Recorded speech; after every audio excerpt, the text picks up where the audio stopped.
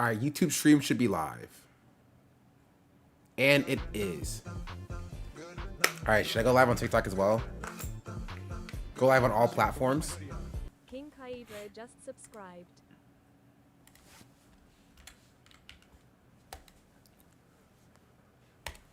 All right, I need to grab my stream key real quick.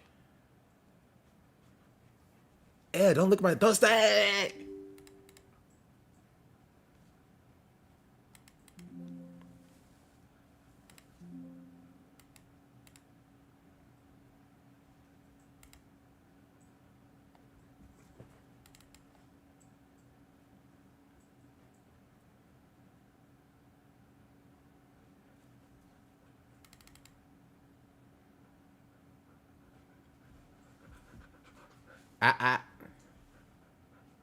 Give me the stream key. Copy. Okay. Modify.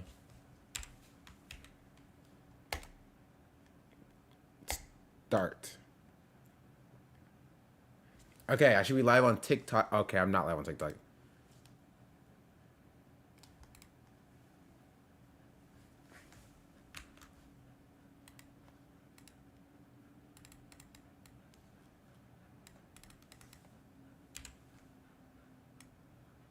I don't know why it's not working. Oh, wait, I have an idea. I had to do this last time.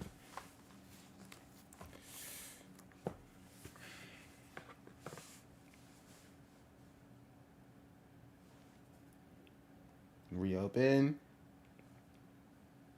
Hold. Hold.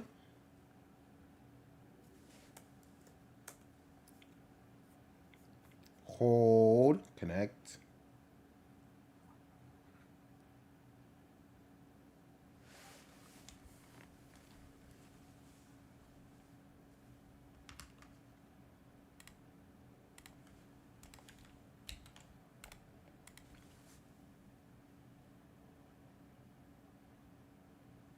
It's still not working.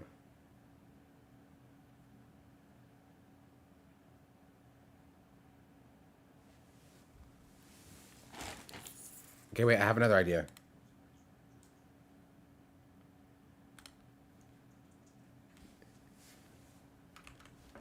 Idea is we're gonna go back here.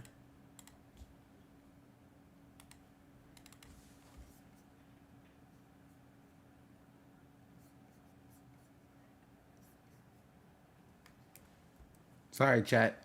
I should have been more prepared.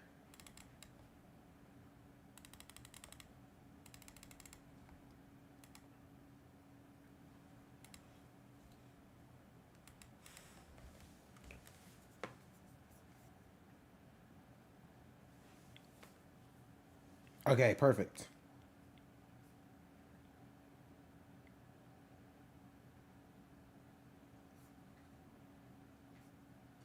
Go live.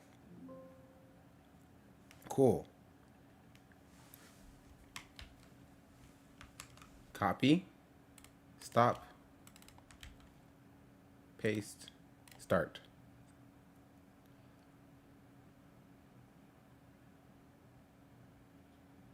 Why is this not working?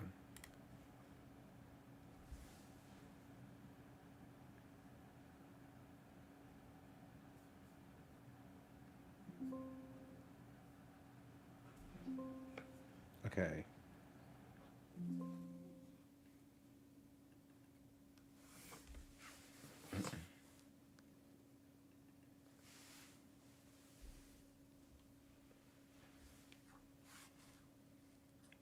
Give me a second.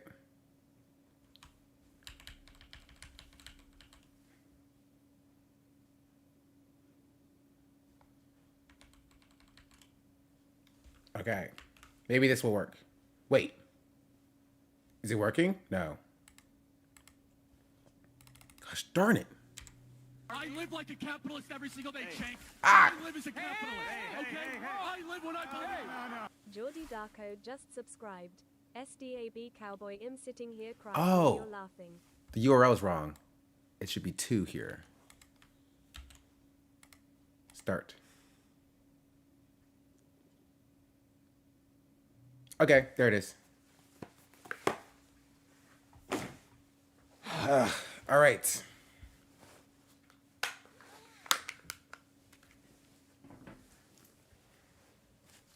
I've arrived. Jordy Darko, thank you for the 7-month resubscription. What's up, YouTube chat?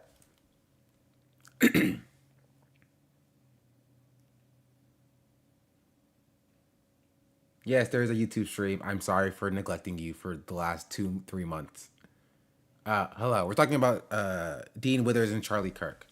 Also, hello, TikTok chat. You're on the line with TikTok chat as well.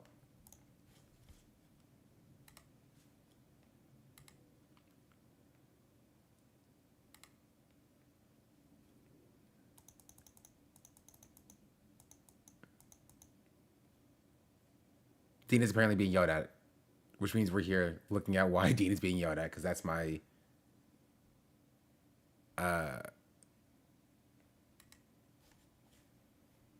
yeah.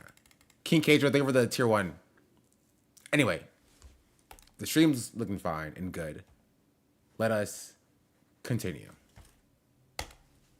Also, don't look at my hair. It's in a state.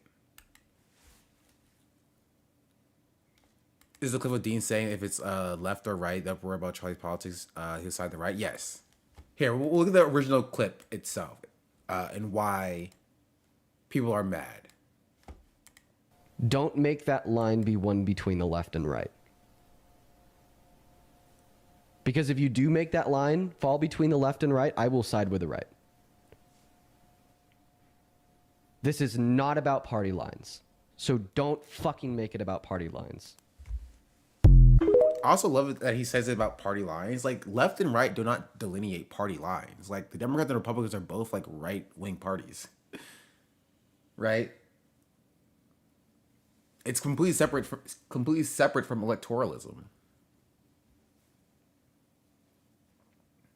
Right? But people on the left tend to be more marginalized, and therefore they are harmed by Charlie Kirk's rhetoric more.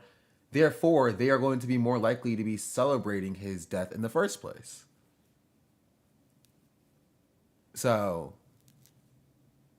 this is the best emote on Twitch. Thank you. We really clicked with that one. But here, this is him addressing that controversy.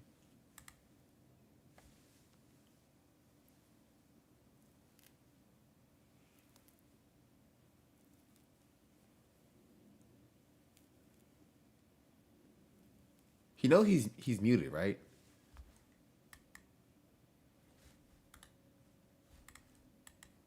Record, go for it. Stream over there, okay. Hello, everybody. Hi, everyone over on YouTube. You could hear me now. I'm really happy that I checked that. Let's go to get the timestamp so I know what to cut after this stream over there. Okay, it's 1 minute and 24 seconds in. So once again, for everybody joining us, I appreciate you so much for being in here with us for the day.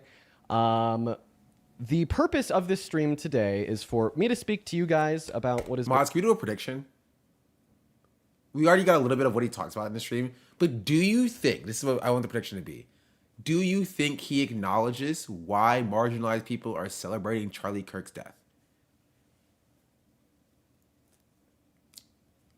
Yes or no? I want that to be the prediction.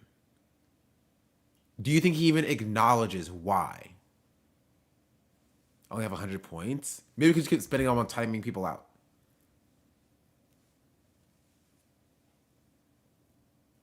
I'll bet $10.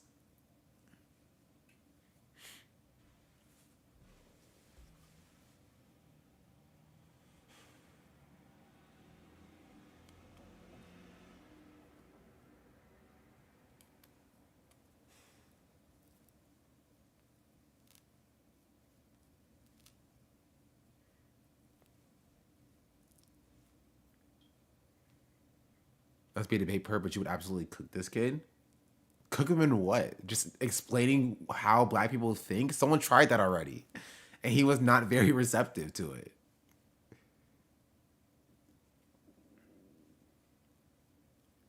If you mean that we could have a conversation and I can come out being correct, sure. But if you mean like I can change his mind, I doubt it. You know?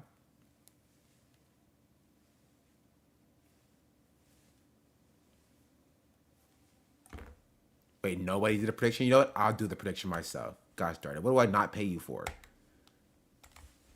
Do you think he will... the feelings of... Oh. Will he acknowledge...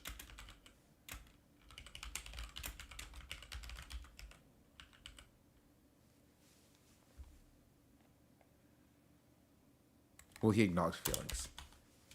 Yes. Just say it again. Nope, too late. No. Man, I spelled that all the way wrong.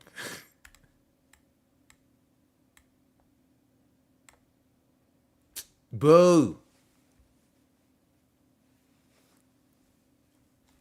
I see a right-wing account glazing him, which he addresses.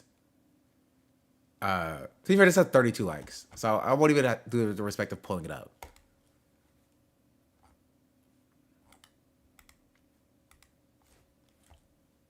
Get your predictions in before we continue, chat.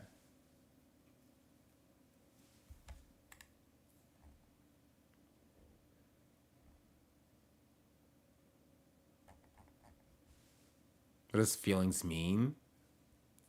Does he acknowledge why marginalized people are upset about Charlie Kirk and celebrating his death? That's it.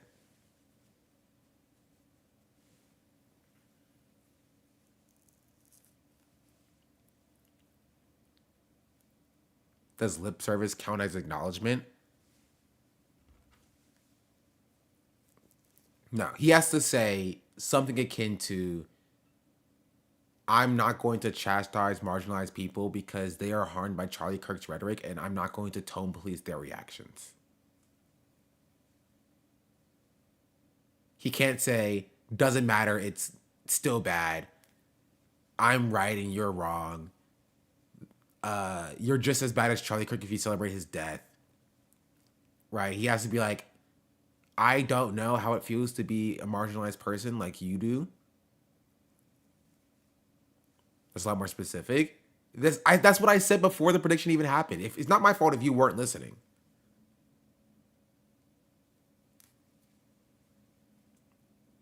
Does he acknowledge why marginalized people are celebrating his Charlie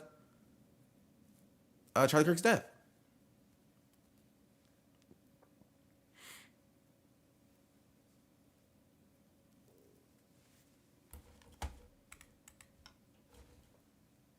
Let us see. Been going on as of recently, and my response to a lot of the claims and statements directed at me, made in videos, on top of my thoughts and where I need to take accountability. And it looks like everyone could hear me over on YouTube now. We are good over on TikTok. We are going to go ahead and allow it another moment. Now, FD is live and trying to explain deeds with his chat. Okay, brief aside. To see FD try to explain Twitch to his freaking chat.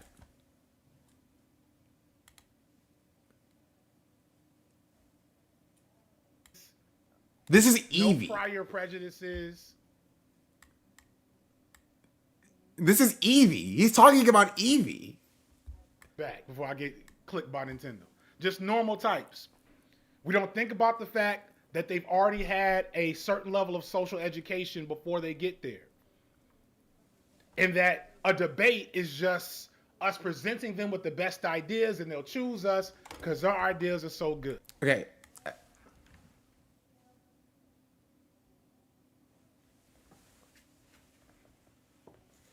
You know what? We'll spin the block after we get through this video. Because I do want to know what he says about Dean. Because if we're being real, nobody was really calling Dean out before I was. Now everybody wants to jump on the Dean train. But like, I kind of pioneered this. I did. 1 sub to I got a lot of hate for doing it. 818. They have What's the best given evolution 21 and why gift is it subs to the Sylveon? channel. I think I read somewhere, maybe it was like a Tumblr post that was posted on like Twitter, that like if you're trans, Sylveon is like the pick for like your best evolution. So I don't know if you're trans or not, chatter, but I heard that there's some correlation there. What about Umbreon though? It's Umbreon. You can't guilt me with Sylveon having trans colors. I didn't hear about the Umbreon one, so I traded to have her on my keychain. Espeon and Umbreon are dope. It's just the trans flag. I like the plant one. That's Leafeon. I don't know. I don't want to be basic and say like Jolteon. You feel me? Jolteon's cool. Best evolution is Vaporeon. No, I would not elaborate. Ban all Vaporeon lovers. Honestly, we should do a poll to see who likes Vaporeon just so we can ban them.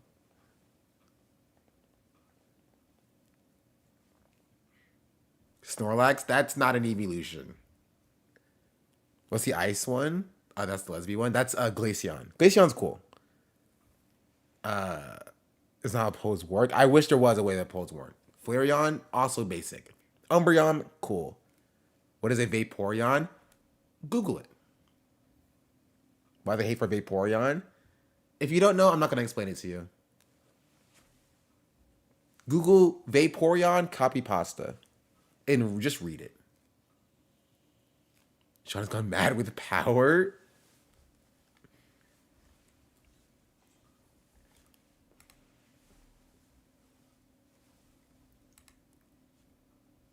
Anyway, let's continue with this. Do not do that, chatter. I mean, go ahead, do it. Get more people in here. Here's what I will say. This is going to be a shorter stream. It is going to be a shorter stream. So what I'd recommend doing is point number 1, if you want to screen record, go for it. You know, if you want to reshare this after the fact anywhere. Point number 2. I will also say that I think it's funny that he's giving permission when people just do it anyway. You know what I mean? Not saying that that's good or bad, but I'm just saying that it's funny to be like, hey, if you guys want to screen share, go ahead and screen share. You know, but like they're gonna do it anyway. That's how we got here in the first place. It's so weird to see him without joining my fan club above his head. That's true. Is that permission so he gets more views? If you are interested in finding a type of transcript, I think I'm going to make one publicly available over on my Discord, which you could find through the link tree in my bio after the fact. But point number 3, I think that we are all good to go. So we are going to go ahead and hop into things right now. So first and foremost, I appreciate everyone for joining me here today. Over the last 4 days, claims and criticisms about myself have spread like wildfire on the internet, and today I wanted to discuss them with a shorter stream. So I'd like to start off by saying that there's been plenty I'll try to think for I'll get this sub, by the way. of good faith critiques made by good faith people. And in fact, I would like to begin by responding to those. I find there to be a couple key points. To address the first one, I'm going to read a public comment left in my Discord echoing it. So we're going to go ahead and start reading that now. Yeah, I'm going to be honest, Dean. You don't have to react to this or respond because there are more pressing matters in here to respond to. I don't have an issue with the initial cry, and what I'm more so irritated at, because it takes a lot for me to be angry, is the fact that you made some grand moral gesture that you were better than those who felt relief that Kirk could no longer spread his bigotry. I am a queer woman in a red state, and because of Charlie Kirk's rhetoric, I cannot get health care that I might need. Because of his rhetoric, my community is constantly being persecuted, and that is just a fraction of what my friends that are BIPOC, especially black, have had to deal with because of his rhetoric. I couldn't help but be relieved that he is no longer here to espouse his rhetoric and bigotry, and to have some cis straight white boy minimize the impact just simply irritated me. I can't even imagine the hurt and frustrations that others felt just to keep this in mind. So now to respond to that. I said that in response to those celebrating the physical facts of the assassination. However, if I'm going to be honest with That's not what he said. He's lying there still. He did not say, if you're celebrating the physical fact of the assassination, then you're no fan of mine. He said that if you celebrate this, if you do not condemn this, you're no fan of mine. That's what he said. What does that mean? He means to say, if you are like, I'm glad that he specifically got shot in the neck in front of his family, even though that didn't happen, in front of a bunch of college students by a shooter that could have kept shooting other people, then I'm happy. If you said those exact words, then Dean's gonna is saying that he's talking to you specifically. But that's not what he said. Right? That is just, it's not what he said. He did not say that. We can play, actually, you know what? We'll do that. We'll play the main clip.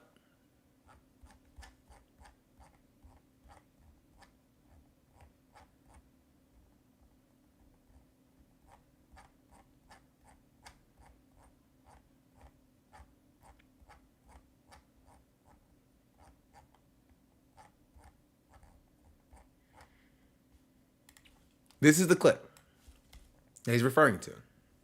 And I'll let y'all be the judges of it.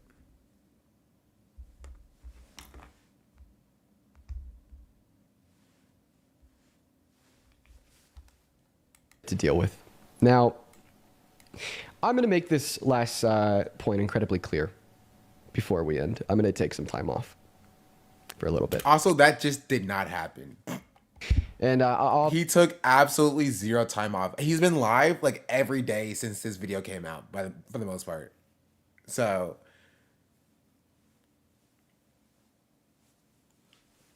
a video up later about this as well. You'll be able to find it on my TikTok, my Instagram. You'll be able to find it everywhere. I'm just gonna collect my thoughts and then make a video.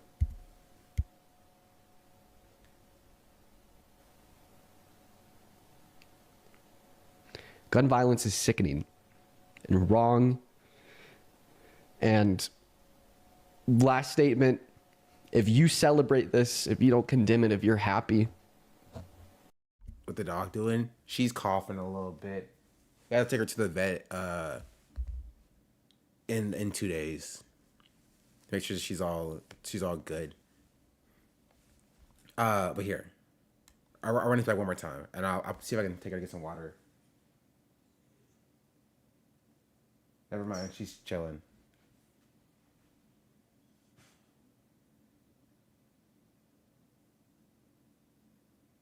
Yeah, I think she's chilling for right now.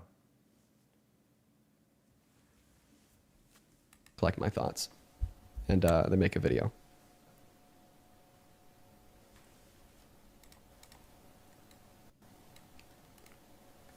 Gun violence is sickening and wrong. And last statement, if you celebrate this, if you don't condemn it, if you're happy. If you celebrate this, if you don't condemn it, if you're happy. Sierra, give me a second. Let me get to my point out first. There's a clear line between me and you now. You are not a fan. I do not support you, and I do not want you to support me. Okay, one more time without pausing. I'm sorry. I had to pause it to laugh at the to laugh at the cowboy hat. It's so funny. Gun violence is sickening and wrong. And last statement, if you celebrate this, if you don't condemn it, if you're happy. There's a clear line between me and you now. You are not a fan. I do not support you, and I do not want you to support me. He said, and I quote, if you celebrate this, if you do not condemn it, if you're happy, you are not a fan. I do not want you to support me. That's a little bit of a different tune than he was singing in this video when he said, oh no, I was just saying if you celebrate the physical act itself, then you're, then you're bad. That's not what he said. He's lying. He's lying. Here. Let's just continue. If you claim to be... Come on, Nixie. an individual who wants to end gun violence, then you are contradicting your values to their core if you celebrate it.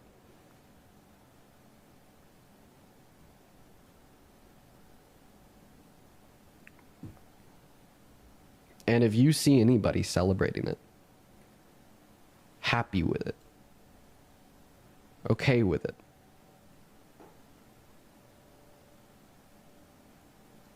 please call them out. Please call them out.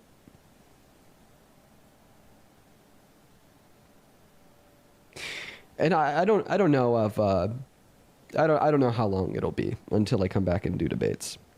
I just have a lot to go through, you know, mentally speaking. Regardless of the fact that, you know, he was Charlie Kirk, Republican MAGA, that is still a human, a person that I met, that I spoke with, had conversation and debate with. That is somebody who has kids, somebody who has a life. That is somebody who has a wife. That's also somebody that my friend Parker had to watch die right in front of him 30 feet away. What happened to Charlie Kirk today, this will probably be it for me. What happened to Charlie Kirk today is abhorrent. Truly abhorrent. This has to stop. Nobody deserves to be a victim to violence. Charlie Kirk is a victim to gun violence. His kids are a victim to gun violence. His wife is now a victim to gun violence. Parker and everyone else who witnessed this in person was there is a victim to gun violence. This is fucking disgusting. There's so much evil in this world. And today is a stark, bleak, morally abhorrent reminder of that evil. God.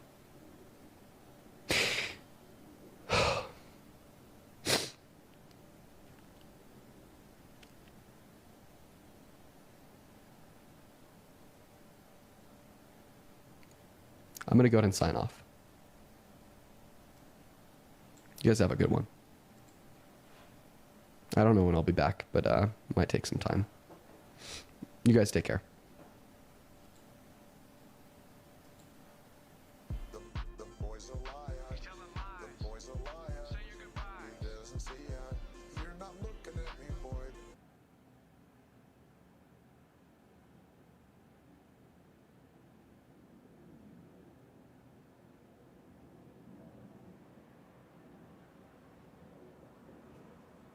I live like a capitalist every single day, Shank. I live as a capitalist, okay? I live when I believe. Will_realms just subscribed. SDAB cowboy, no one bad ever had a wife and kids.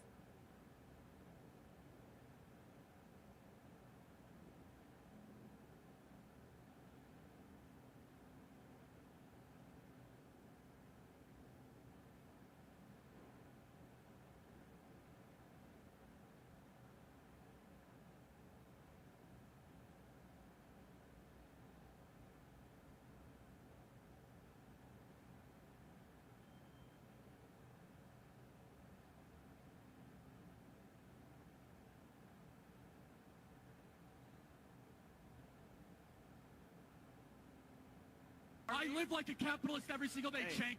I live as a capitalist, okay? I live when I believe. Zifly_ just subscribed. Looks like I subbed for Chair Reacts, huh?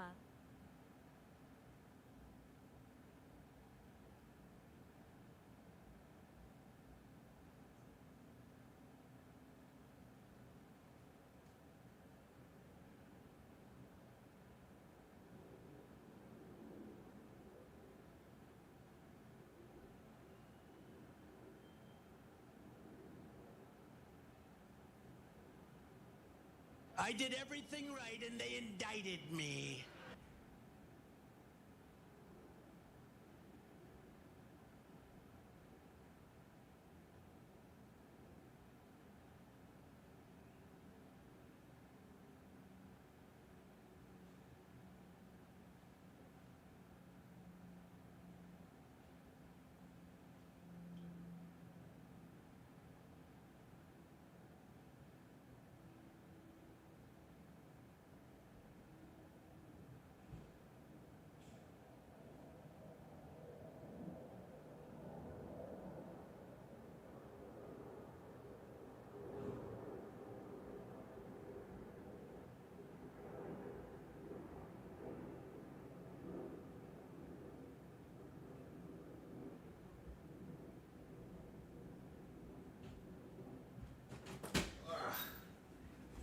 I'm back, doggies.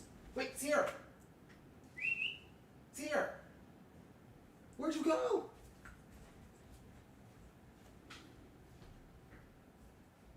Come on. Come on. Sierra, come here. Come on. Come here. Sierra.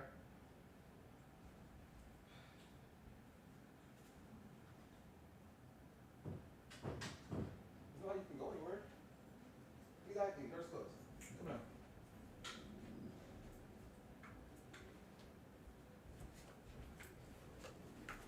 Hey, Nixie. Hey,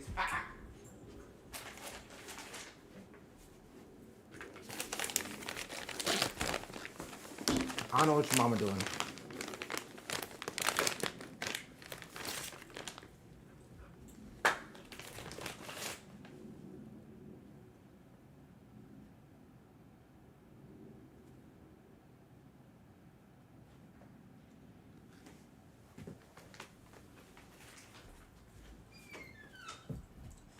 Come on, Nix. I already gave you one. I literally put it right here. Hey, right here. See? Come on. Right there. Whoa, whoa, whoa, don't fall.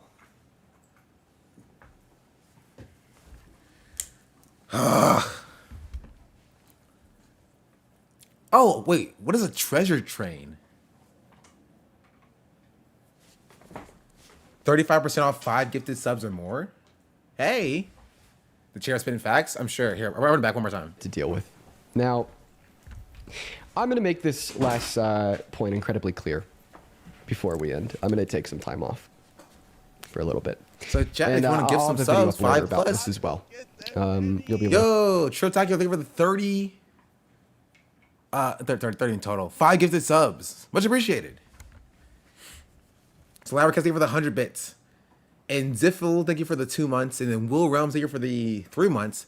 And then Somi Suki, thank you for the tier 1 as well. This is my first ever treasure train, I think. find it on my TikTok, my Instagram. You'll be able to find it everywhere. I'm just going to collect my thoughts and then make a video. The tier 1 sub to Dave the Bongbarian. They have given 31 gift subs in the channel.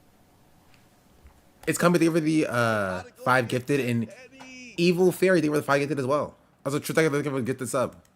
Gun violence is sickening. Sickening. Wrong. And last statement, if you celebrate this, if you don't condemn it, if you're happy, there's a clear line between me and you now. You are not a fan. Anyway, I'm not gonna make you watch all of it again, because you already did. Sort of something for the 5 gifted subs as well. But he very clearly said that if you celebrate it, if you don't condemn it, if you're happy, there's a clear line between you and him, and you are not a fan of his. That is what he said.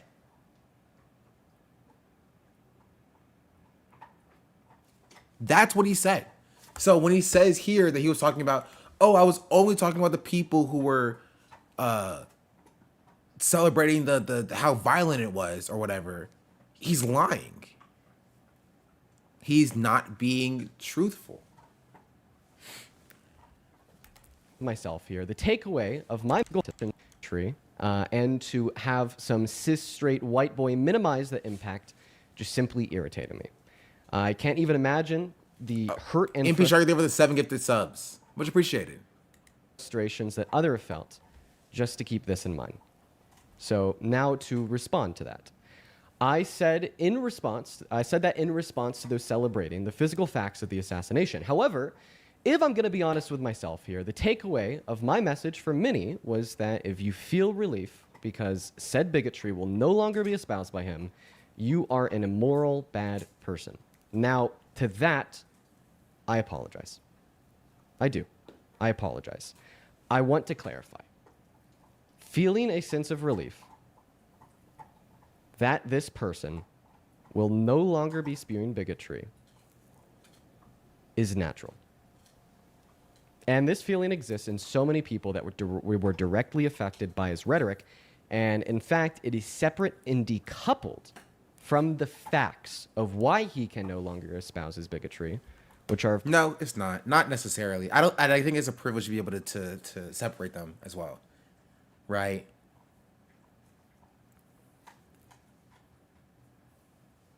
It's not. It's not.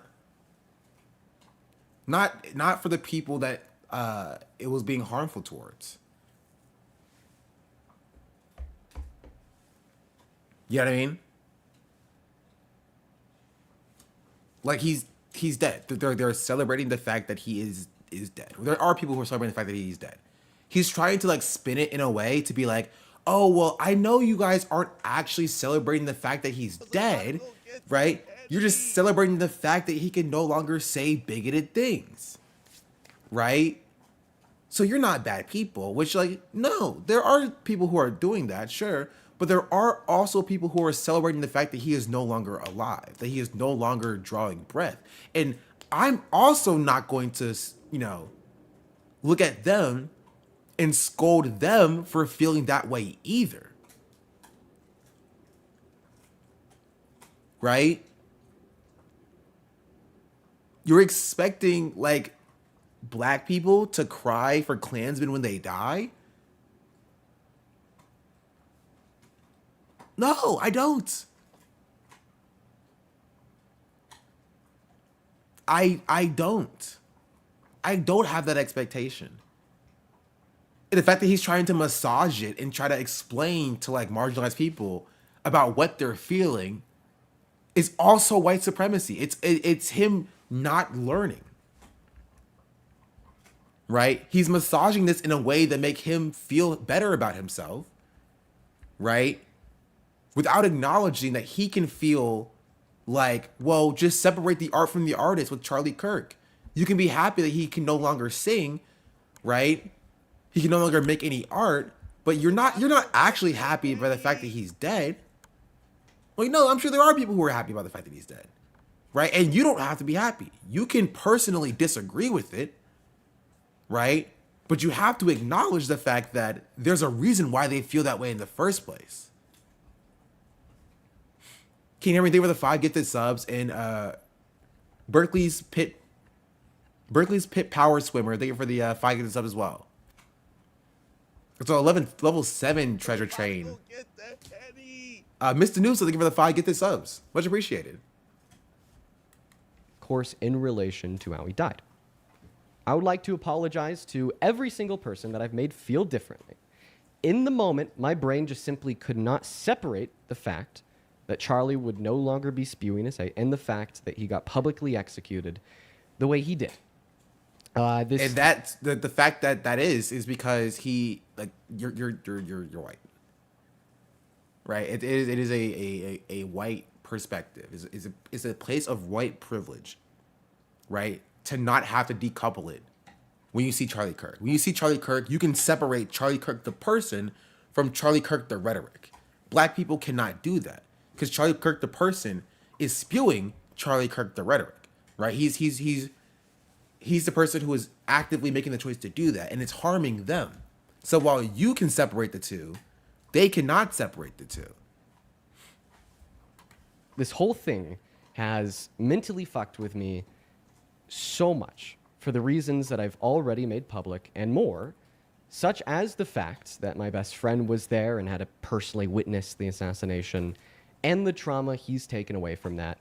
The fact that I watched the up-close video of his death and the psychological impact that watching such a gory video had on me, or just the fact that I'm a political commentator and I have been scared shitless dealing with the either logical or illogical thought that this might happen to me one day.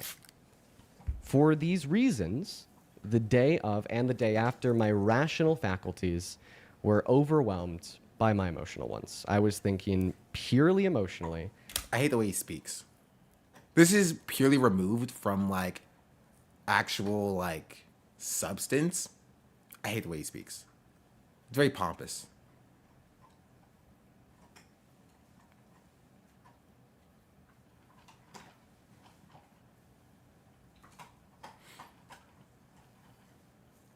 That's it.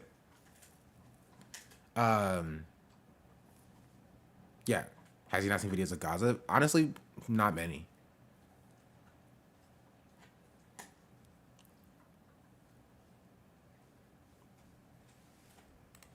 And during this time, I shouldn't have been live.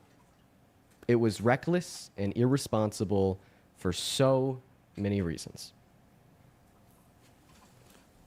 It is also worth adding on here that I'm sure many of you in my live, were in my live or joined my live the day after what unfolded and watched me try to have a conversation with a lady by the name of Covey, or as I call her, Athena. Wrapping it back into my last point, I shouldn't have been live during this time.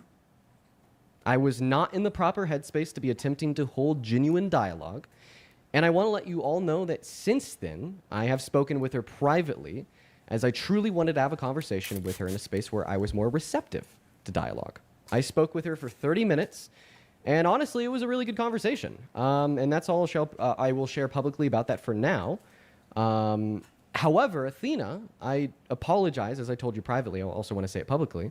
I apologize for being unwilling to hear you out during our original conversation on live. Now, the next point I would like to address is my usage of the term retaliatory in one of my videos going over the fact that in response to Kirk's death, people on the right have retaliated by making threats towards HBCUs. This raised questions in the heads of many, given a definition of the term retaliation. In the first video you played, no. Athena was who we watched 2 days ago, where they had a conversation on live. Requiring that a retaliatory action is being done back to someone who did something to you first. And obviously, this wouldn't make sense in the context of bomb threats towards HBCUs, as these HBCUs nor black people assassinated Charlie Kirk. In my video, I used the term retaliatory in the sense that people on the right wanted to get revenge for the death of Kirk, so they retaliated by baselessly and deliberately being racist and attacking black people at HBCUs. However, I think that the points made on this subject were valid and correct, and I definitely should have used other language This is all he to better does, just finding people nitpicking his words all day, or debating conservatives. I don't necessarily care about like, oh, your use of the retaliatory was, I don't know, incorrect or whatever. But like, I still wanted to see him acknowledge why he had a different reaction. And first of all, I would like to see him not lie about what he said originally. I'm crazy, where I don't even see any relevant people online celebrating his death. I see edgy memes with no politicians, leaders, influencers being like, I'm so glad he was killed. This guy did a good thing. This should continue. Because it didn't happen. There is no like public figure celebrating his death. You have some black people being like, I'm glad he's dead. You know, he reaped what he sowed. Chickens comes home to roost or whatever. Like, you had some trans people saying that like online and on their own separate like, you know, Twitter accounts and Discord servers or whatever that are being doxxed and harassed and getting death threats of. Which I think is also interesting that like Dean is still focusing about him, when like Nix, yours is up there.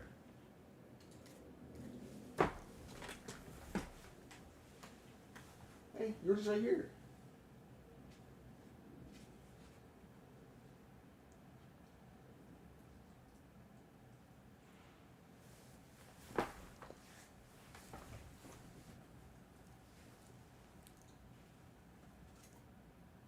Did you forget?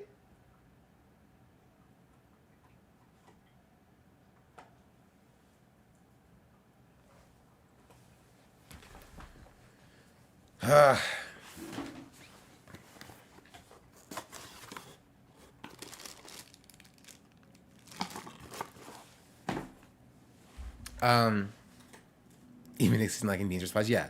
I was saying is that like one, I would like him to not lie about what he said. I think anything that he says is invalid because he lies about what he said originally. You know what I mean? Like you can't necessarily do an apology and then pretend like you didn't say what you actually said. What he did say is if you celebrate his death, if you don't condemn his death, if you're okay with his death, you're no fan of mine, right? insinuating that you're a bad person for those three things. And now in this video, he's not acknowledging that, yeah, what I said there was bad. He's acknowledges, or he says that, like, that's not what I meant, right? What I was actually talking about was actually this thing. But if you were mad at something that I didn't say, then, like, I'm sorry to you. That's how it comes across, right? That is how it comes across. Because that's what apologies do when you don't acknowledge where you messed up, where you said something wrong. You know? Convey this point, and I apologize for the usage of the term retaliatory.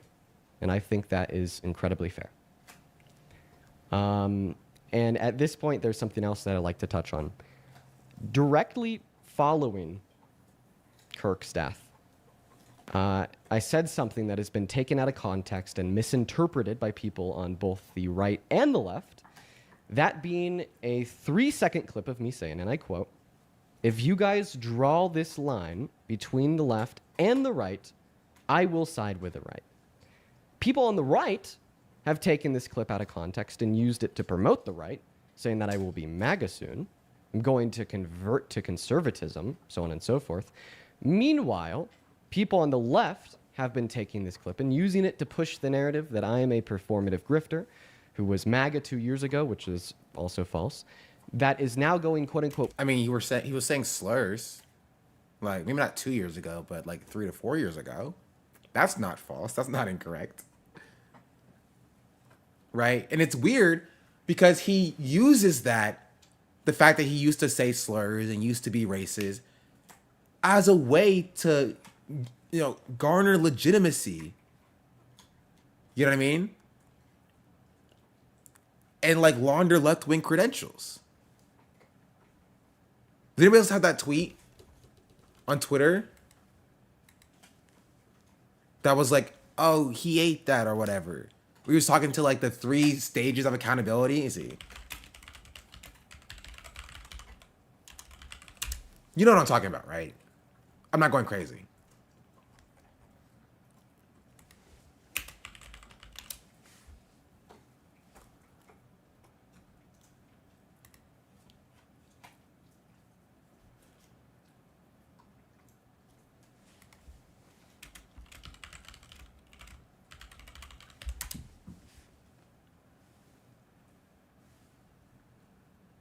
I think you dropped it, Nix.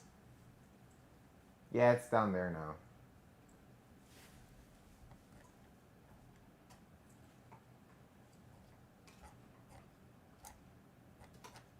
Does anybody have that tweet? You know what I'm talking about.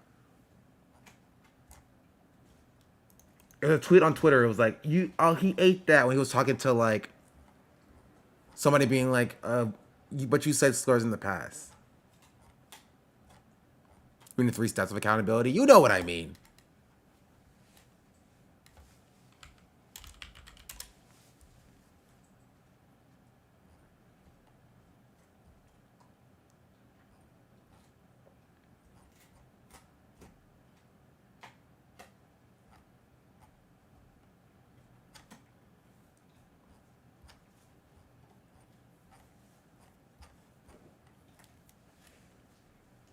I don't know. Puppy gone?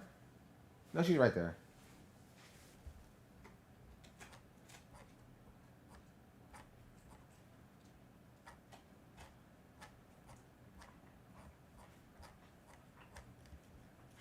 Probably in a past live. It is in a past live, but there was a Twitter clip of that specifically. It was a while ago. I know because I showed it because we keep laughing at it.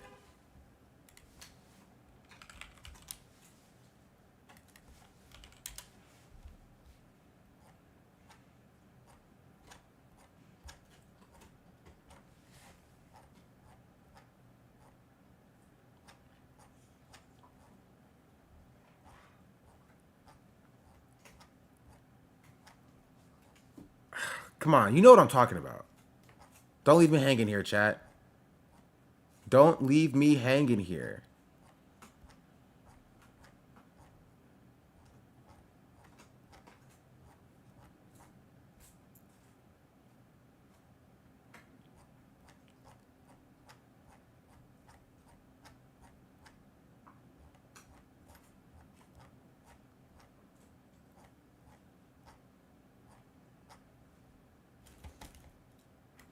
It's here in your video. Thank you. Well, I should have known it was in my video. Change, but I don't think that He cleared him. I knew it was something like that. I knew it was something like that.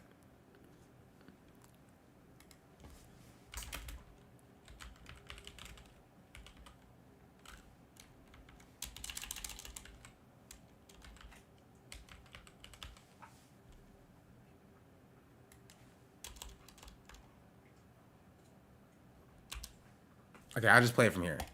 you can be racist 4 years ago, and then a year later, 3 years ago, make a platform and become very popular off of the fact that you were just racist. Like Hunter Avalon style. Hunter Avalon being a right-winger, and then one day, you know, deleting all of his videos, I'm a left-winger now on the same exact channel. And then from then on out, you have a 300,000 follower channel that you are now like, you know, promoting yourself as like, I used to be racist. Look at my old content.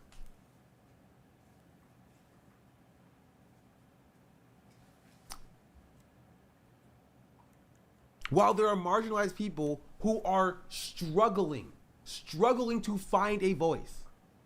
Struggling to find a voice. If you are not marginalized, you have absolutely no idea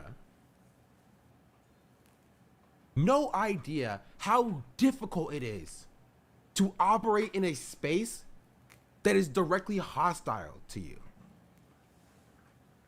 This is separate from just the political space. Nick, Just the streaming landscape. Before Kai, I just want you to just take a step and just think about how many large black streamers are there? I broke my glasses too, bro.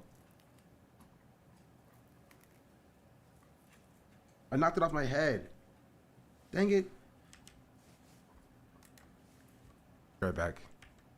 Y'all, I went from oh, here it is. I'll be back. you call people racist when you yourself has said racist slurs. Y'all think it's okay to be racist as long as you apologize? You think I'm hypocritical because I went from being racist to non-racist because I fulfilled the three qualities Anyway. of accountability, apology, and As I was saying, Wait, no, I need to see the video. genuine change my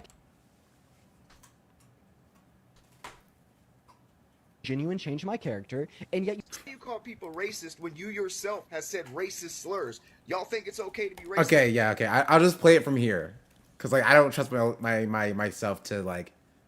How do you call people racist when you yourself has said racist slurs? Y'all think it's okay to be racist as long as you apologize? you think I'm hypocritical because I went from being racist to non-racist because I fulfilled the three qualities of accountability, apology, and genuine change my character, and yet you think I'm hypocritical because I call out other individuals that have not fulfilled those three qualities and have been unapologetically racist since the 70s, such as Donald J. Trump. That is not hypocrisy, that is fact, sir. You only want to call it hypocrisy to obfuscate away from the fact that this 20-year-old white boy on TikTok and YouTube can hold himself to a higher degree of accountability than the president of the United States of America. How do you call people racist when you yourself has said racist slurs?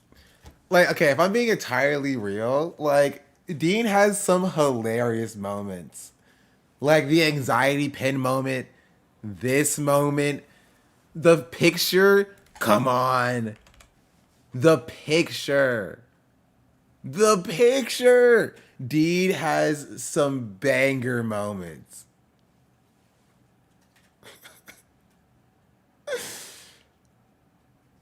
It's so funny. That clip was a bit to be hilarious. Yeah, but it's not. None of these clips are bits. These are just him. These are just him. Right? But like the point that I wanted to make is now it's explain a second. Hold on.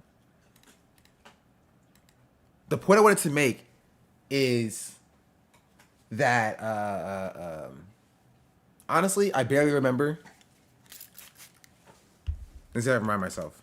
The left have been taking this clip and using it to push the narrative that I am a performative grifter who was MAGA 2 years ago, which is also false. Oh yeah, it was that.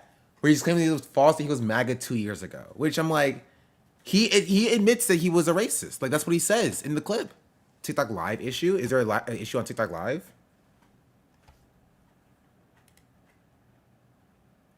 Oh, honestly, probably because I got banned or something. Let me check. Who is this guy? He said Charlie Kirk was shot. Did my live get suspended or something? Crazy.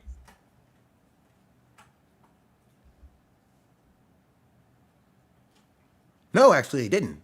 Why did it stop? Hold up.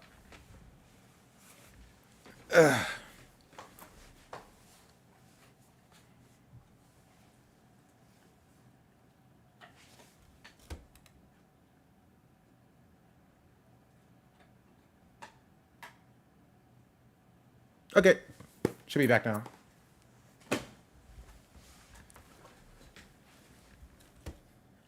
Dean using slurs. I don't even necessarily care about like Dean's. We know Dean used slurs. He admitted himself to using slurs. You know what I mean? Like, so like, I don't even like. I don't think it's particularly relevant exactly like what slurs he was using or like how he was using it, right? But instead his own words, saying that like I went from being racist to anti-racist, right? And this slur usage was in 2022. Dropping the F slur in 2022, dropping the N-word in 2019, right? So it was, 3 years ago, at the very least, he was dropping slurs.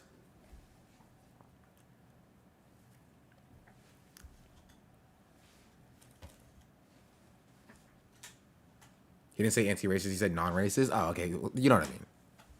Yeah, he went from racist to non-racist, not anti-racist.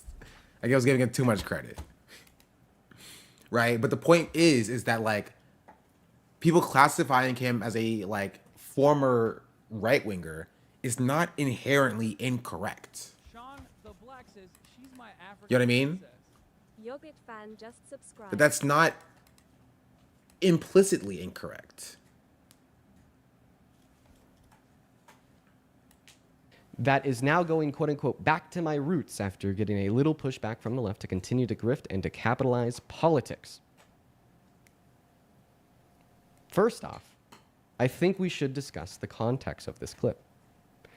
I said that I would side with the right on one specific point over the left if hypothetically the entirety of the left join arms in the open celebration of the gruesome facts of his assassination.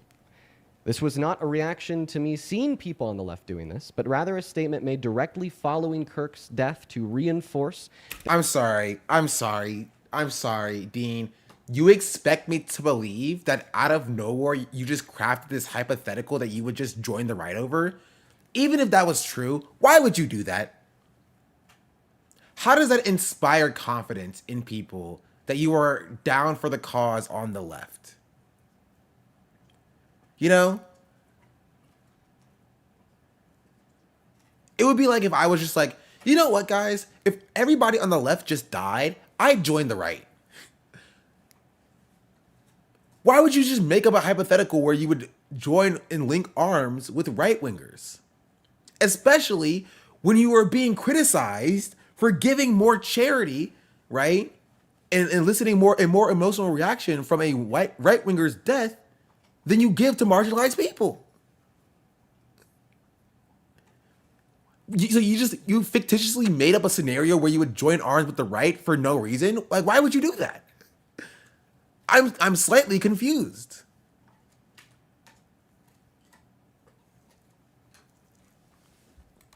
That the reaction I described of celebrating the gruesome facts of his assassination is not what the left should become. In context, I meant that I oppose celebrating the facts of gruesome violence, not that I would abandon my progressive values, just merely that I would disagree with my left-leaning audience if they were to embrace the open celebration of the specific facts of gruesome violence. Again, you realize what he's doing, right? He's slightly shifting the goalpost. So before it was if you celebrate his death, then you're the problem. And now it's if you celebrate the specific gruesome acts of the violence, then you're the problem, right? He's trying to draw a semantic difference between the two so that he doesn't have to rationalize to his audience why, right, he called them bad people for celebrating that a white supremacist died. That's it. He can't just say, yes, I called you bad people because I think you're a bad person for celebrating anybody's death. Right? Now he's shifting the goalposts and be like, okay, well, not you all. I mean, if there was a hypothetical person that celebrated the exact situation that happened to Charlie Kirk and the exact very violent and gruesome aspects of his death, then I was talking about that person. Does anybody buy this? Does this work for anybody?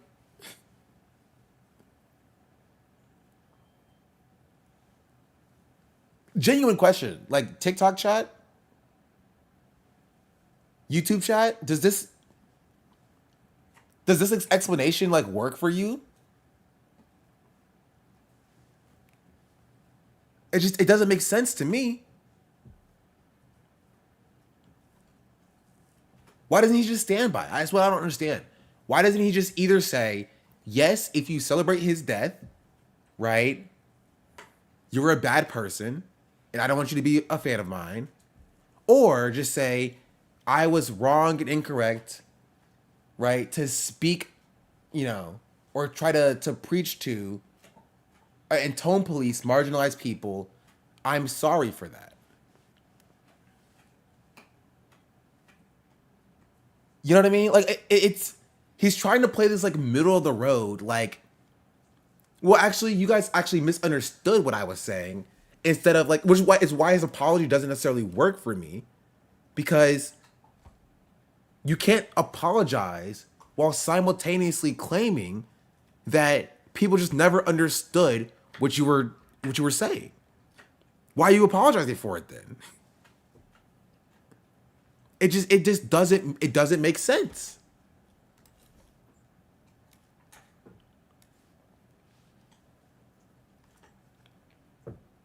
Maybe I'm cooked. Maybe I'm crazy.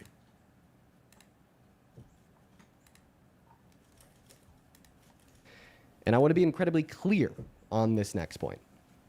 Okay? To be so clear, I will never, ever side with a movement that seeks to harm LGBTQ plus people, black and brown I'm sorry. people. Or I have to pause it because like that is a direct contradictory statement to what he said. It is.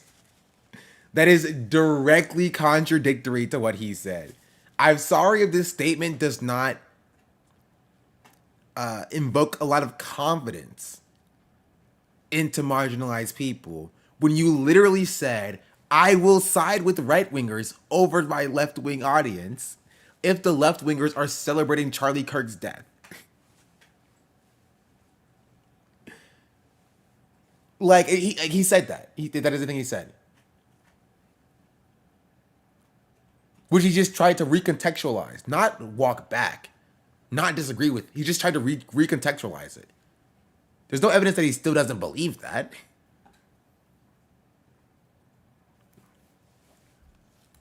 Other marginalized communities. Point number one. The left is not Wait, that was already point number one. This will be point number two. doing We're this. here. Point number one. The left is not doing this. The left is Then not... why even say it? Does that make sense to anybody? If the left isn't doing this, why would he just randomly craft a hypothetical that aligns him with the right?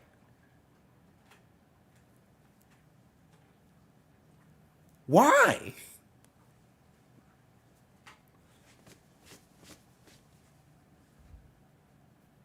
It doesn't make sense. Nobody forced him to be like, okay, it's either you align with the right if they don't celebrate Charlie Kirk's death, or the world explodes. Like, nobody's like holding him at gunpoint to do this. He made the hypothetical up that ended up with him siding with the right, and then like he's blaming people for saying that he would side with the right.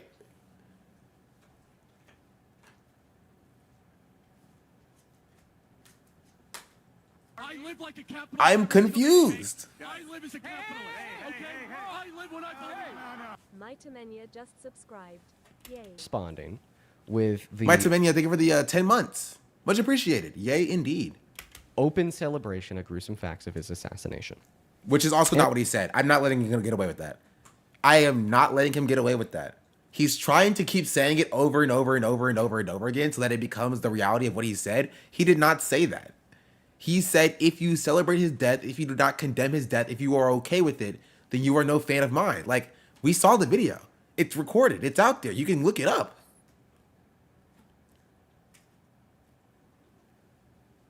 He was not talking about people who celebrated the gruesome acts of his death or whatever. He said, if you do not condemn it, or if you're okay with it, you are no fan of mine. That is what he said. He's pretending like people misunderstood him instead of directly understanding the words that he said when he said it.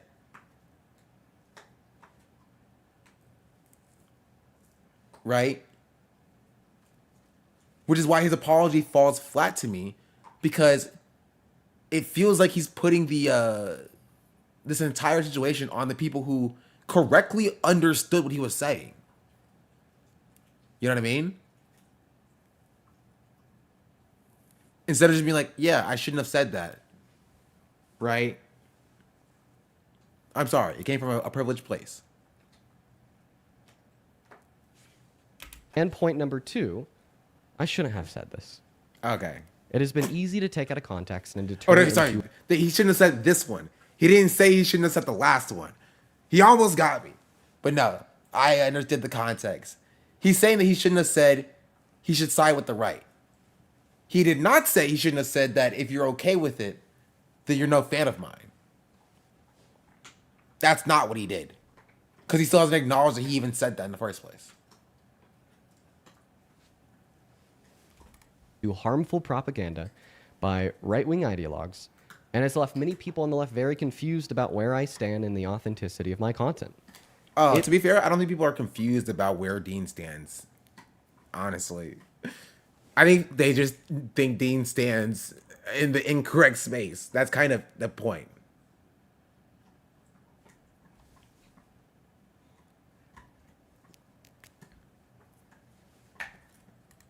Was a horrifically worded statement about a hypothetical situation that hasn't occurred, and I have to urge again, and I do not believe that this is happening. So he just made up a situation where he just aligns with the right? That's what I don't understand. That's what I don't get. Why would he just make up a situation where he aligns with the right? If he genuinely thinks that it's not happening, if he genuinely believes that like it's not a real problem, why would he just be like, yeah, in this hypothetical situation, I would align with right-wingers? I don't know. I think it's weird. I think it's interesting. Don't believe that it's happening at all. Now, I see every critique discussed so far as valid and worthy of discourse, concern, and deserving of a response towards myself. And before I continue, I would also like to bring up the fact that right now, I'm looking at the chats over on TikTok. This is not pre-recorded. This is live. This is live. This is me going over all the thoughts in my head that I've developed over the course of the last couple days. Now, the last point that I'd like to bring up in the conversation is about me crying in response to the facts surrounding Kirk's assassination. I want to be very clear at this point. I cried because of the gory nature of the up-close video and my sensitivity to gore. I cried because of the fact that although I despised him, I still quote-unquote knew him personally, as I'd met him on a handful of occasions, and this is the first time anybody that I've personally interacted with has passed in such a violent, unexpected way. Again, and even I don't think people are like, oh, you cried, therefore you're a bad person, specifically. Right? It's you cried for Charlie Kirk, who is a bad person, but you don't seem to have those same tears when talking about, kids being killed from gun violence or Palestinian children, or Palestinians as a whole being starved to death or bombed to death in Gaza. Right? It appears as though the empathy that Dean has is extended towards Charlie Kirk, maybe because of his close relation, or maybe because he's also a political commentator, and he doesn't have that same visceral emotional reaction, right, to the deaths of, black and brown people domestically or abroad. And that's why people were frustrated. You know?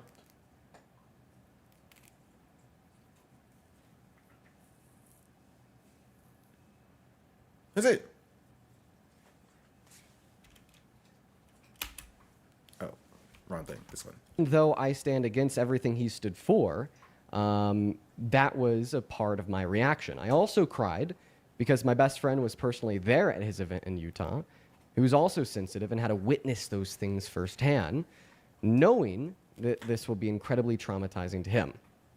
I cried because the BBC had reported that his kids were there, and the thought of them having to watch such a gory, violent event unfold right in front of them hurt me. However, it is also worth adding on that the BBC did later retract that reporting, and they labeled it as false. And lastly, I'm going to be honest here, I cried because I was scared. I was scared that as a political commentator myself, this could happen to me one day, and the fear became very real when it happened to him. And this isn't a fear. Like, sure, that's not why people are mad. Again, people are not mad at the fact that Dean cried. People are upset at the fact that Dean cried because of his proximity to Charlie Kirk, and does not cry for the Palestinian children who've been slaughtered. He didn't even talk about them before Trump took office. You know what I mean? Like, that's kind of the point. That's kind of the issue. Right? It feels as though for a lot of marginalized people, you extend a lot of charity to a white supremacist white man, right? Because of your proximity to him, that you don't extend to marginalized people as a whole, right? And if I have to do my own editorializing on it, it's because that Dean doesn't necessarily view, right, black people being killed by police, Palestinians being slaughtered as the tragedy to the same degree that he views Charlie Kirk's murder, right? Or is he didn't? I mean, maybe he views it differently now, but there was always a level of distance between him and the people that he talked about and advocated for. When Dean talked about police violence, it was only a talking point to be used against people like Charlie Kirk, and there weren't people behind it, right? When Dean talked about hate crime statistics, they were only talking points to be used against white supremacists and not people behind it. And that came to a head when Dean only had tears to shed for Charlie Kirk because of his proximity to Charlie Kirk, and not for, Palestinians.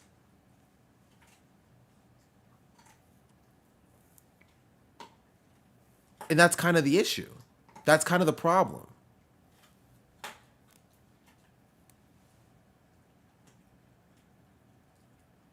Sierra, you can slow down a little bit. Nick's just started hers.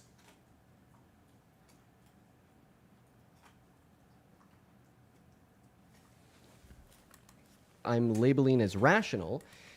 And in fact, if you think this reaction was unreasonable, I believe that you have a right to uphold your position. However, believe that regardless of what it was human. And there's also plenty of people saying, why would you cry over this but not Palestine, victims of school shootings, etc.?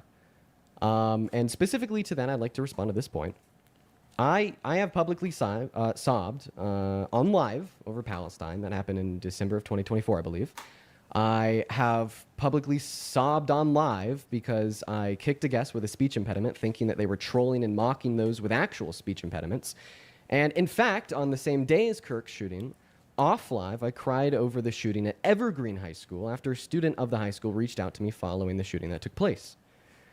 It is uncomfortable for me to describe these specific scenarios of where and when I've cried. It feels weird.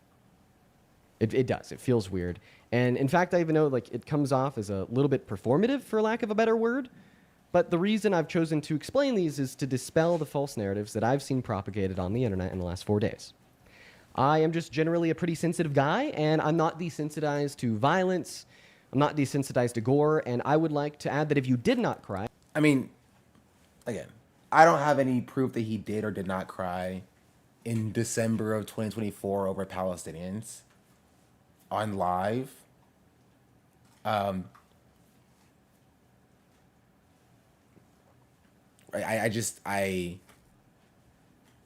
have no way to prove or disprove it. He would need to like provide the clip to prove that he did cry.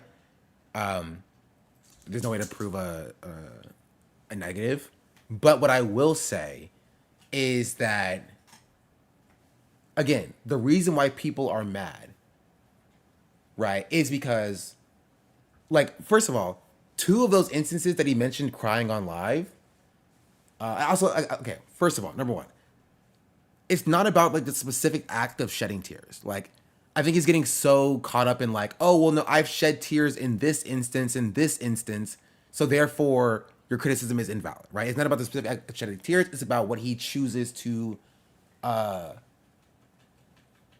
emotionally react to as a whole, number 1. Number 2, two of the 3 instances that he mentioned, right, were about things that were in direct proximity to him, right? Somebody from a student at Evergreen High School reached out to him, and then he cried, and then he kicked somebody with a speech impediment, thinking that they were trolling, right, and then he cried. So.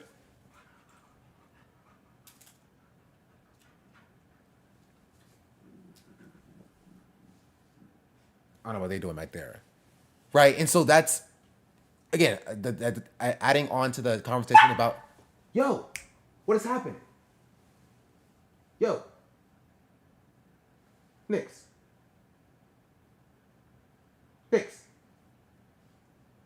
What are we doing?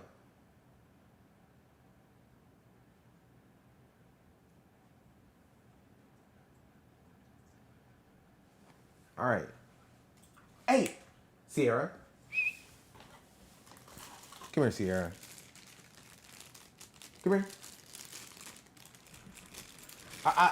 No, you, Nix.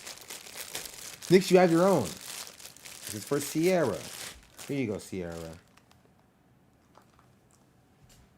Nix, you have your own. You have your stick.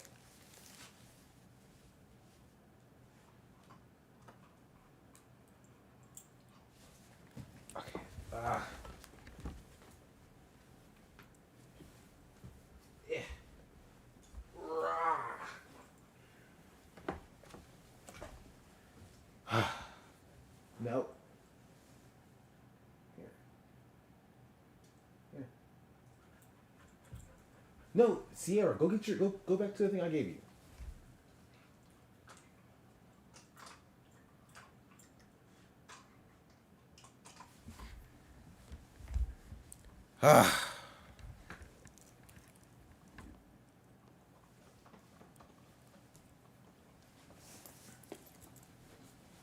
Jeez Louise. Anyway, what I was saying was, when you had the puppies, like 2 weeks ago. That took place. It is uncomfortable for me to describe. That's what I was saying. It's about his priorities, right? It's about a few things. One, I implore somebody to provide me evidence of the contrary. I don't think Dean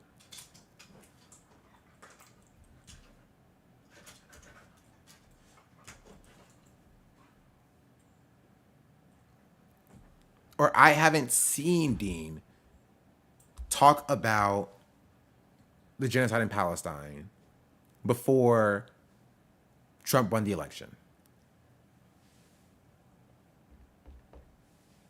Right? Genocide's been going on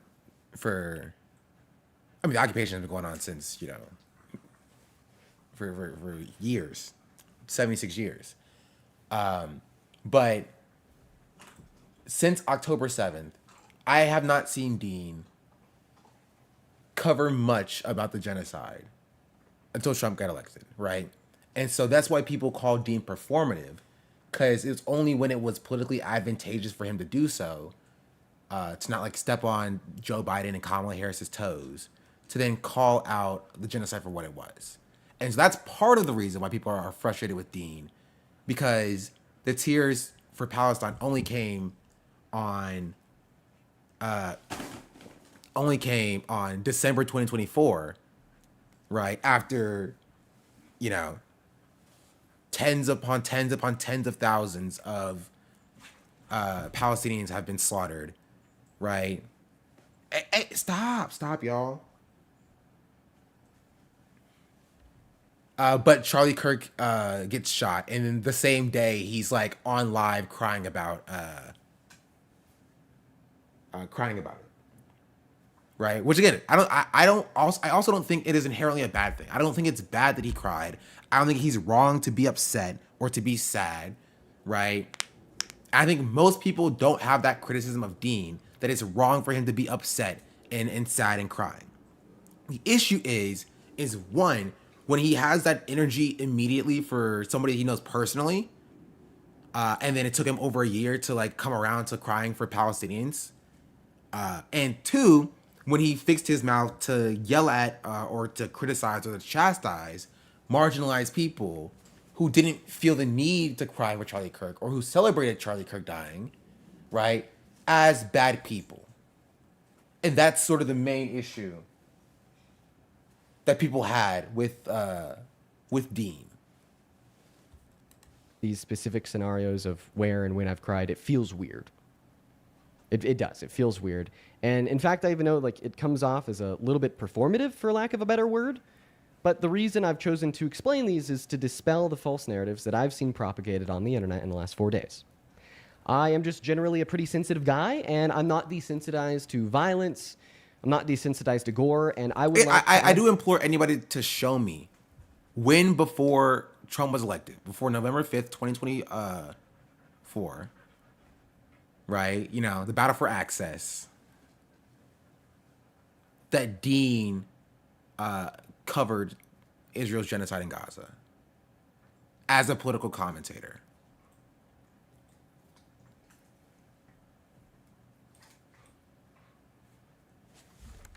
Sierra, that's Nix's.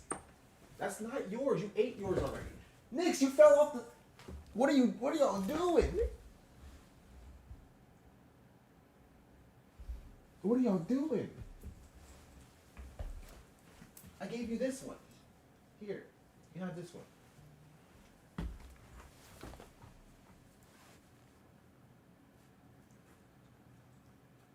All right.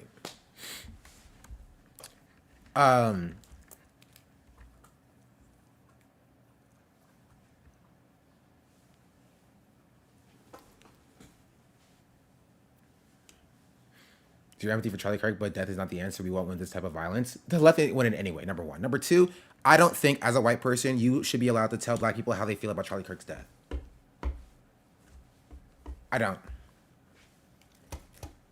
If a black person, if a queer person, if a trans person, if an immigrant wants to shout from the rooftops about how happy they are, then, I don't think as a white person you have the right to tell them that that reaction is invalid. That's just how I feel. You can personally disagree with it. You can personally be like, I think violence is not the answer. And that's cool. That's chill. I'm not telling you how you were supposed to or you're going to act, right? But I also don't think that you have a right to tell marginalized people how they react to somebody who wanted them dead, right? When that person dies. That if you did not cry, I'm not going to judge you. And in fact, I would condemn anybody that would judge you. You did! Okay. No. He's lying. He's lying. He's literally lying here. He is quite literally lying. He's acting like I would never judge anybody, right, who doesn't condemn what happened to Charlie Kirk.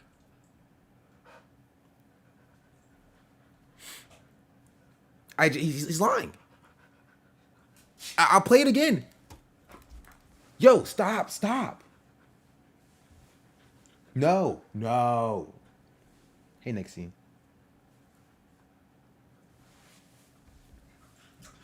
Here.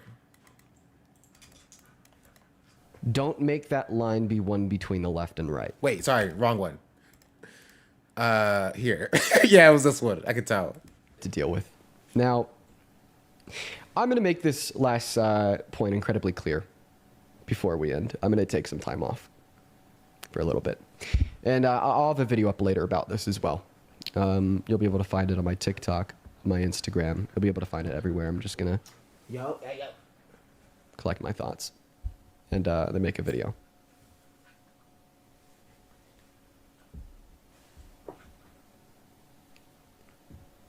Gun violence is sickening and wrong.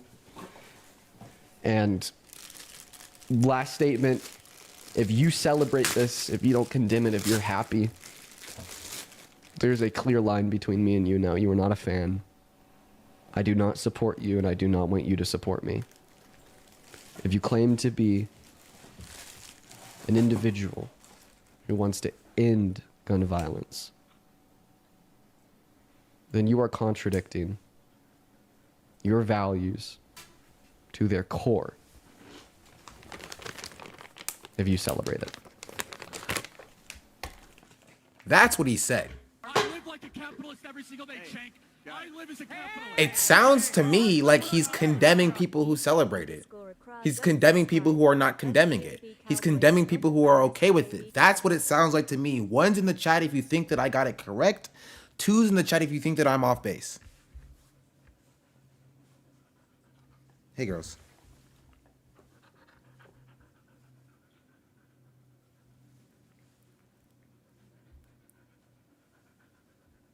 Two's my words, fam.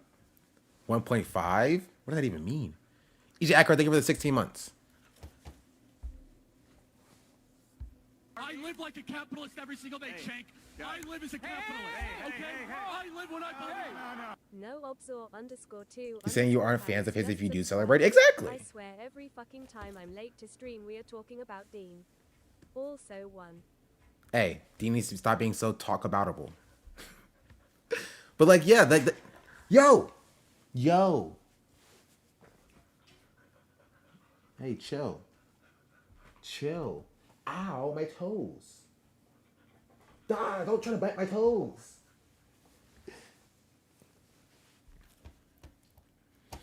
So for all instances, I found Dina using the word genocide pre-Trump inauguration is him saying that Kamala would do less of it. Stop.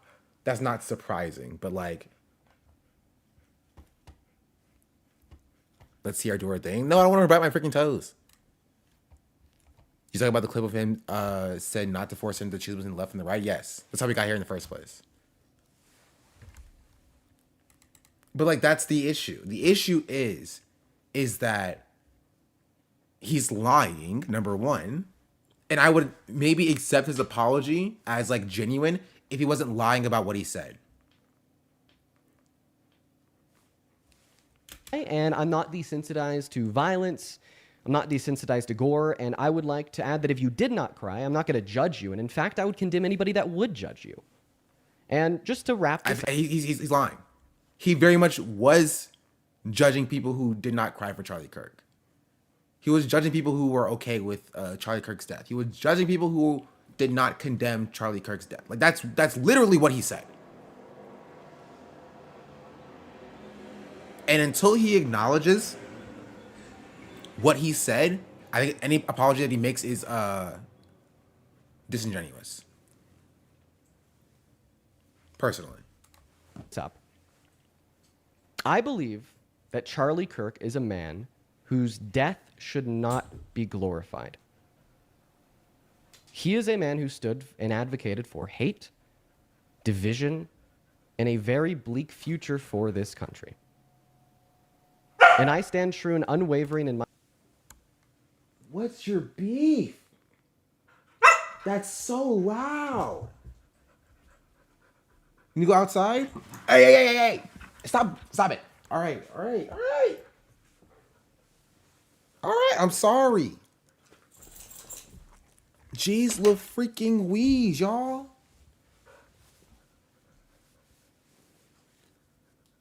Let her speak. She's loud. My values of liberalism, Here, I'm progressivism, gonna pull it back a little bit to here. and don't believe that it's happening at all. Now, I see every critique discussed so far as valid and worthy of discourse, concern, and deserving of a response towards myself. And before I continue, I would also like to bring up the fact that right now, I'm looking at the chats over on TikTok. This is not pre-recorded. This is live. This is live. This is me going over all the thoughts in my head that I've developed over the course of the last couple days. Now, the last point that I'd like to bring up in the conversation about me is about me crying in response to the facts surrounding Kirk's assassination. I want to be very clear at this point. I cried because of the gory nature of the up-close video and my sensitivity to gore. I cried because of the fact that although I despised him, I still quote-unquote knew him personally, as I'd met him on a handful of occasions, and this is the first time anybody that I've personally interacted with has passed in such a violent, unexpected way. And even though I stand against everything he stood for, that was a part of my reaction. I also cried because my best friend was personally there at his event in Utah, who was also sensitive and had to witness those things firsthand, knowing that this will be incredibly traumatizing to him. I cried because the BBC had reported that his kids were there, and the thought of them having to watch such a gory, violent event unfold right in front of them hurt me. However, it is also worth adding on that the BBC did later retract that reporting, and they labeled it as false. And lastly, I'm going to be honest here, I cried because I was scared. Okay, we covered this already. To gore, and I would like to add that if you did not cry, I'm not going to judge you, and in fact, I would condemn anybody that would judge you. And A noob's worth two hands. Thank you for the 7 months. just to wrap this up, I believe that Charlie Kirk is a man whose death should not be glorified. He is a man who stood and advocated for hate, division, and a very bleak What does he think glorified means? I'm curious about what does he think that word means?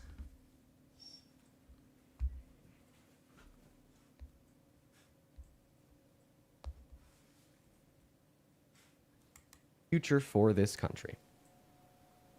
And I stand true and Oh, it unwavering was, yeah. in my values of liberalism, progressivism, and Liberalism. advocacy for a better tomorrow by making those in this country think critically and to question their beliefs by attempting to revive intellectualism for the greater good of humanity. I appreciate you for listening, regardless of you over on TikTok, YouTube, or maybe you're watching this after the fact. And I hope that you will give me a chance to prove my words with my actions going forward, especially for those who have supported me thus far and have been disappointed by me, whether by the things I did or the things people said I did during the last few days.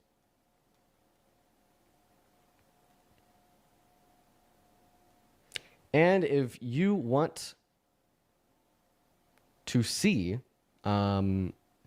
this video and the things that I've had to say, or maybe the things that I have to say moving on, you'll be able to find it on YouTube after the fact. I'll have a VOD over there that's going to stay public. And maybe I'll also end up taking the transcript. Sorry, I got a call. Did I miss anything? I did, or the things people said I did during the last few days.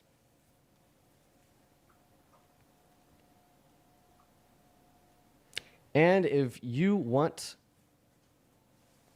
to see this video and the things that I've had to say, or maybe the things that I have to say moving on, you'll be able to find it on YouTube after the fact. I'll have a VOD over there that's going to stay public.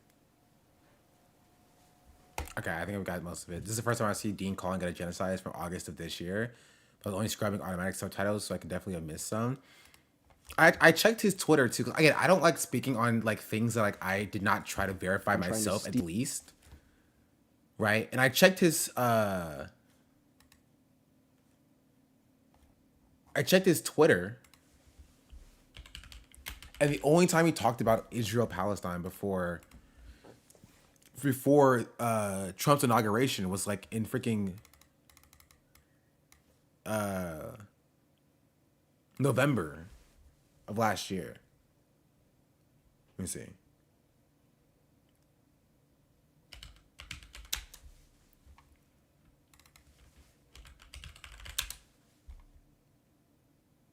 So this is the only time he said Palestine, according to like a rudimentary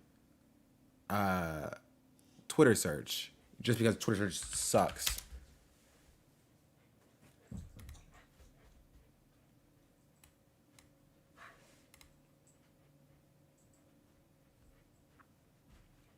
And like, this is the only time he said Gaza.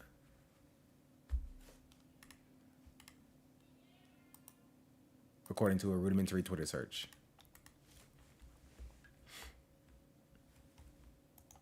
Right? But I'm a big proponent of this. He could have talked about it more.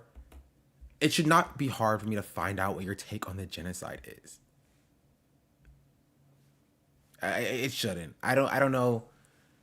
I've said this about like regular Twitch streamers or whatever, but especially if you're a political commentator, it should not be difficult for someone to find your perspective. You know? Yeah, I'll see what this is referring to. But like that's kind of what people's issue with Dean is, right? Is that like he's so quick, right, to moralize or empathize with something that personally affects him, but when it comes to something that does not personally affect him, as demonstrated by his own words, he's just, you know, it's not something that's to like the top of his I need to talk about pile. You know?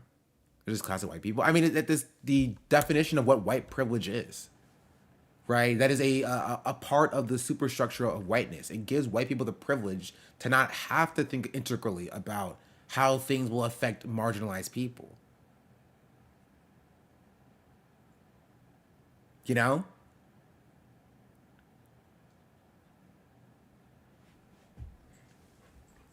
I think by glorify he means encourage in a way that inspired copycats to potentially kill in the name of. Well, he didn't say that. So.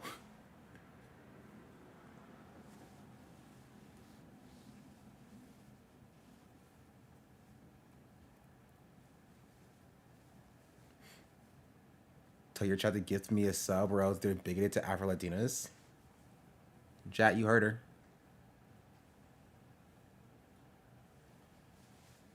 It's adding a lot extra, I think. Yeah, I mean, and to be fair, like, I think maybe that's what he meant at the end of this video. Like, I'm willing to say that, sure, at the end of this video, that's what he meant. But that's definitely not what he meant when he first started talking about this. Right? It just isn't. It's like what I'm doing with my hair back here. Kind of reminds me of like Canary from Hunter x Hunter.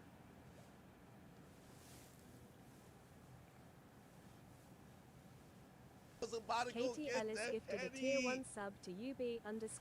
That's even being generous on what he meant here. I think even that being what he meant here is generous. Maybe.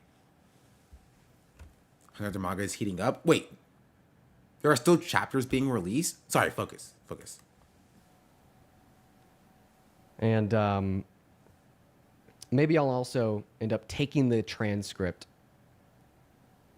and throwing it in my Discord. I still don't think he understands why people were mad at him. Honestly. I think he understands that people were mad at him. I think he understands that what he said made people upset, but I don't think he understands why what he said made people upset. You have a mod on TikTok? No, I don't. Why? Is TikTok, I don't look at TikTok chat. Is TikTok chat going crazy?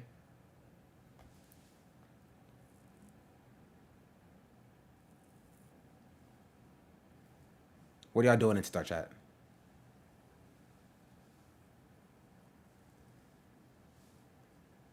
I can mod TikTok. Please do. People are wild. It was a bit earlier. You see Friendly Jordy's Turning Point video? I saw that it wasn't good.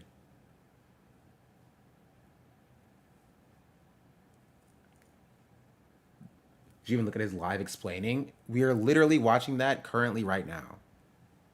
Can you have a conversation with him? Friendly Jordy's? I don't know the guy. I think he's intentionally being obtuse, to be honest. Like, I think he knows why people are mad, but he doesn't want to address it. I mean, maybe. Dean? I don't think, and this is what this is what my perspective is on talking to Dean. Like, I don't have any, like, personal, like, beef with Dean specifically, right? Or with talking to Dean. My perspective on talking to Dean about this is that somebody already tried to have this conversation with him, and it didn't get through to him. Somebody who he considers like his friend tried to have this conversation with him, and it didn't get through to him. Right? So like, what would I have to add to that conversation? You know? Like, my take is this. I do not think Dean understands how it feels to be a black person. That's like the root take here. I don't think he gets it. Right? I think he's due to his upbringing, due to his identity, due to his privilege, I think he's isolated from the experiences of what the people that he claims to advocate for actually feel. And because he doesn't understand that, it does not make sense to him that people look at Charlie Kirk dying and applaud it.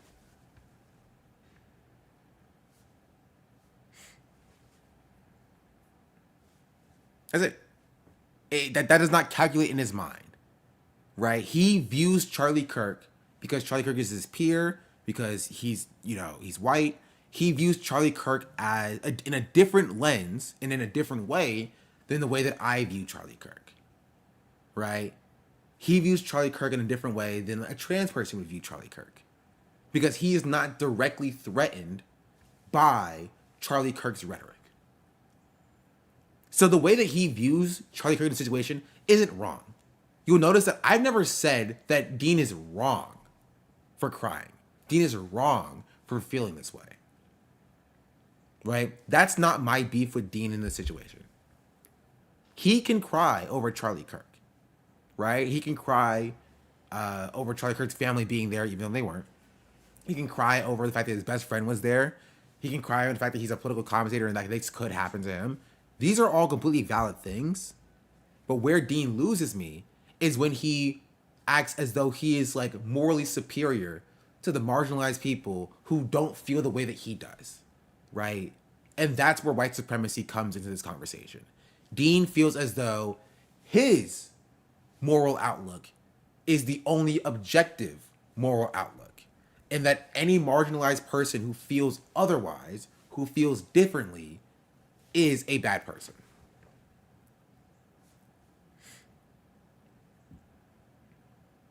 Is it? That's the point. Feeling relief is fine, but celebrating puts target on our back. I don't care. I'm not going to sit there and chastise marginalized people for celebrating. And I don't think that white people should either.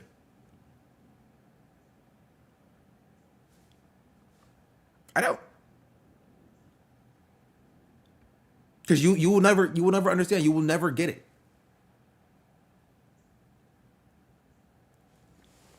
You won't get it. It won't make sense. It will not make sense to you about why you see. I mean, it won't make sense. It could make sense, but for a lot of white people, it doesn't make sense. That's what I'll say. I'm not gonna sit here and say that white people are incapable of understanding white supremacy. The white people are incapable of understanding or empathizing with the black perspective, because that's not the case. There are plenty of white people who do understand the black perspective. There are plenty of white people who do see, right, black people or trans people or queer people or immigrants or just like, you know, Palestinians or whatever who are like, I'm glad this person is dead, and you're like, I don't agree with you, but I understand why you're saying that. Right? Because that's it. That's, if you ask me, what did I expect Dean to say? Right? If you ask me, Sean, what do you expect Dean to say? It is literally just, I understand why you feel that way. I personally don't agree.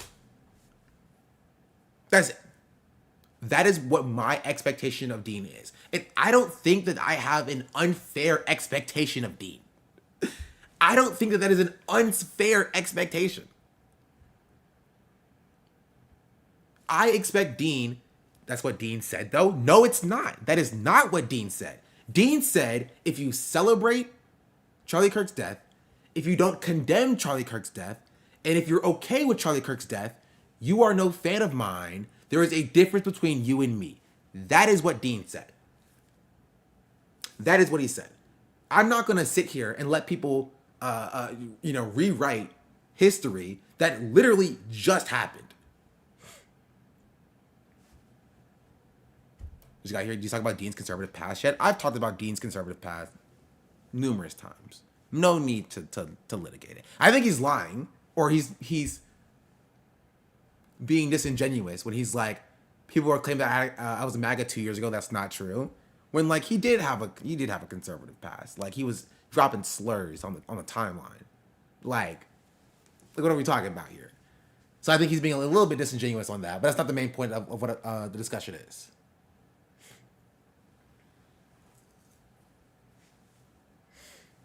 He later retracted that statement. No, he did not. I'm also not going to let people launder Dean's reputation.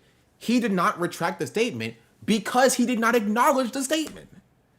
Nowhere in this entire live stream did Dean acknowledge what he said. He lied about what he said.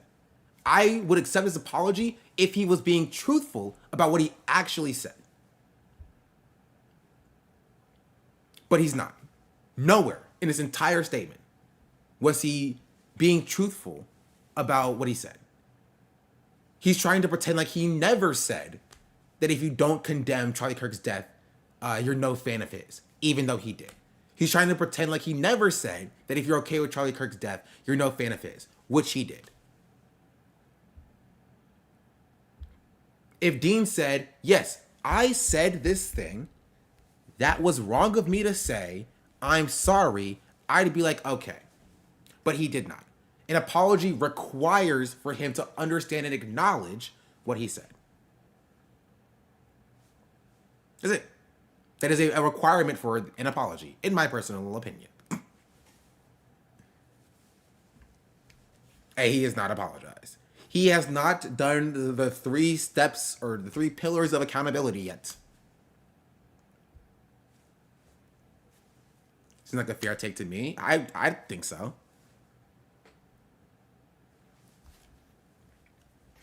Right? And that's where my frustration is because it feels kind of weird that Dean has cultivated an audience on speaking on behalf of marginalized people when he has a very clear misunderstanding of the marginalized experience.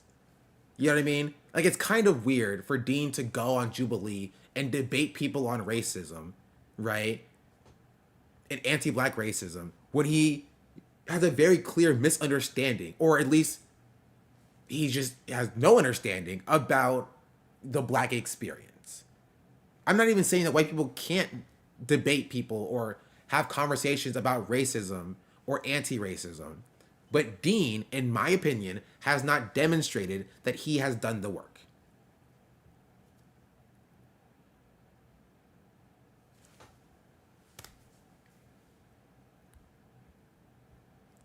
Doesn't get it at all, even after Athena perfectly explained it to him. He said that they talked offline and that he came to a different conclusion, which maybe he did, but he has not demonstrated that in this video because he still lies about what his actual perspective was. And what he's doing when he does that is he's gaslighting all of the black people, all of the trans people, all of the queer people, all of the marginalized people that had an issue with this statement. when he said, well, actually, what I was saying was, if you glorify the very specific physical and gory aspects of the violence, then you're a bad person, right? You're gaslighting all the marginalized people that had directly saw the words you said and saw you disregard their perspectives. And it's gross. Yeah, he told his followers to stop others from celebrating. He's saying, if you see other people celebrating, if you see other people okay with his death, if you see other people not condemning his death, call it out. That's what this video was. Not this one. This one. Here, I'll wait, not this one. This one. They all look the same to me. I'll play it again. To deal with. Now, I'm going to make this last point incredibly clear before we end. I'm going to take some time off for a little bit. He also, wait, hold on. And, he also lied about taking time off, but that's besides the point. But I want to point out the fact that he did also lie about taking time off. Look at Nick's back there. Look at her. Look at her. She's just sleeping.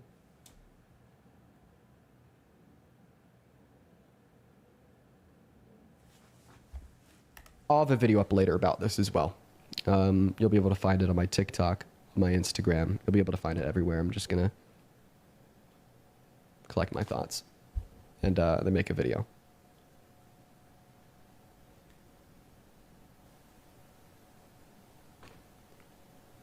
Gun violence is sickening and wrong. And last statement, if you celebrate this, if you don't condemn it, if you're happy, there's a clear line between me and you now. You are not a fan. I do not support you, and I do not want you to support me. If you claim to be an individual who wants to end gun violence, then you are contradicting your values to their core if you celebrate it.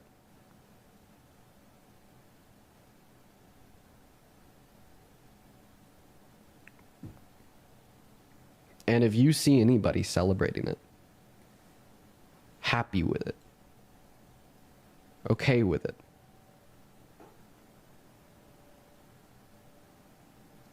please call them out. Please call them out.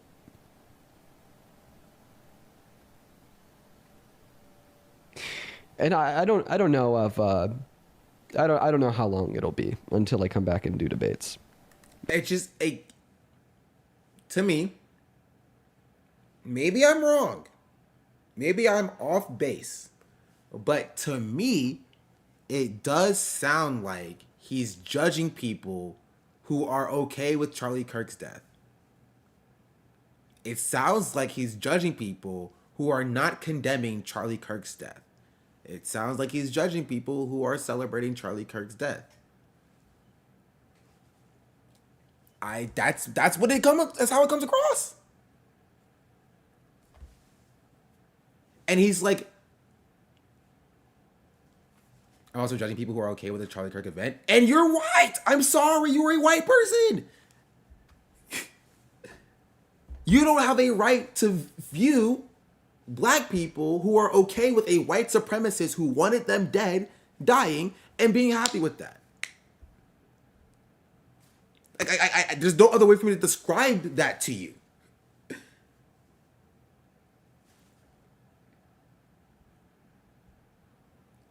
There's not. You're not harmed by the rhetoric.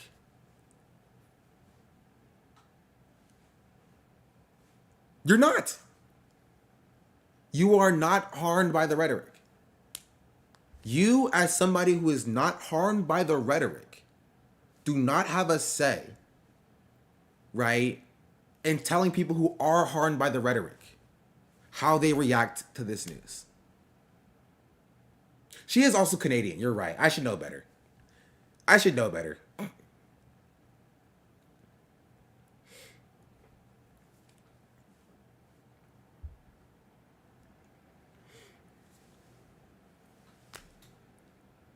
Charlie wouldn't want me to care. He wouldn't have wanted me to have any sympathy for me or my loved ones dying violently. He said empathy is a moral failure. Yeah. Exactly. So I don't know why we're sitting here and being like, or one, lying about what Dean has actually said, because Dean has been very clear about what he's actually said. But why is Dean lying about what he actually said? Well, Dean's lying about it because it makes him look bad. Now Dean is pretending in his response, oh no, you don't understand. I'm talking about people who are celebrating how violent and gory it was in front of his family. Industry just subscribed.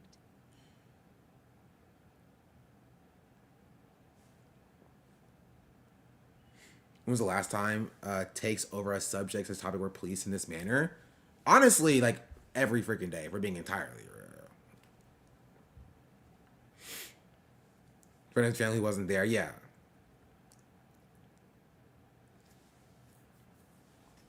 And Dean just does not, I don't think he understands why marginalized people were upset with him. Right? Which is why even in the first part, which I'll finish this off and then go back to it, even in this first part where he tries to do an apology for it, his apology falls flat when you realize he's lying about what he's actually said. You know? It's like you're walking, you step on somebody's shoe, and then you punch them, and you come back and you only apologize for the punching. You apologize for the shoe stepping, you know, but not the punching. Like, he's just ignoring this huge part of why people are mad at him, pretending like that never happened in the first place. He's Canadian? No. The chatter that I was responding to on TikTok chat was Canadian. Dean's not Canadian. I think he's American.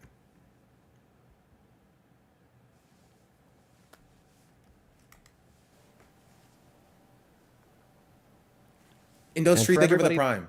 That has joined thus far, I appreciate you for hearing me out. I really do. I'm going to go ahead and end the live now. So moderation says? Why does TikTok moderation suck? Thank you for joining. That's going to be it for the day. And one last thing. On the live stream that I did host on Wednesday, I said I would donate all the proceeds from it to a nonprofit organization focused on ending gun violence. This morning, I got the payout from TikTok for that. So I'll be making that donation this evening. I'm not so sure. Is that the live that he did the cowboy hat thing for? Is this live? No, this is on his YouTube channel from yesterday. Dollar amount was? I don't know if he's going to tell us. Yes. I'll be back. Maybe it'll be tomorrow.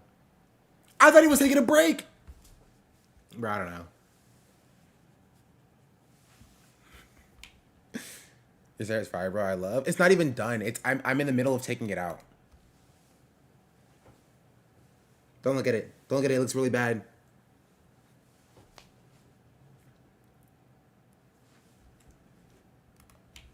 Love you guys, and see you then. Have a good rest of your night, everyone.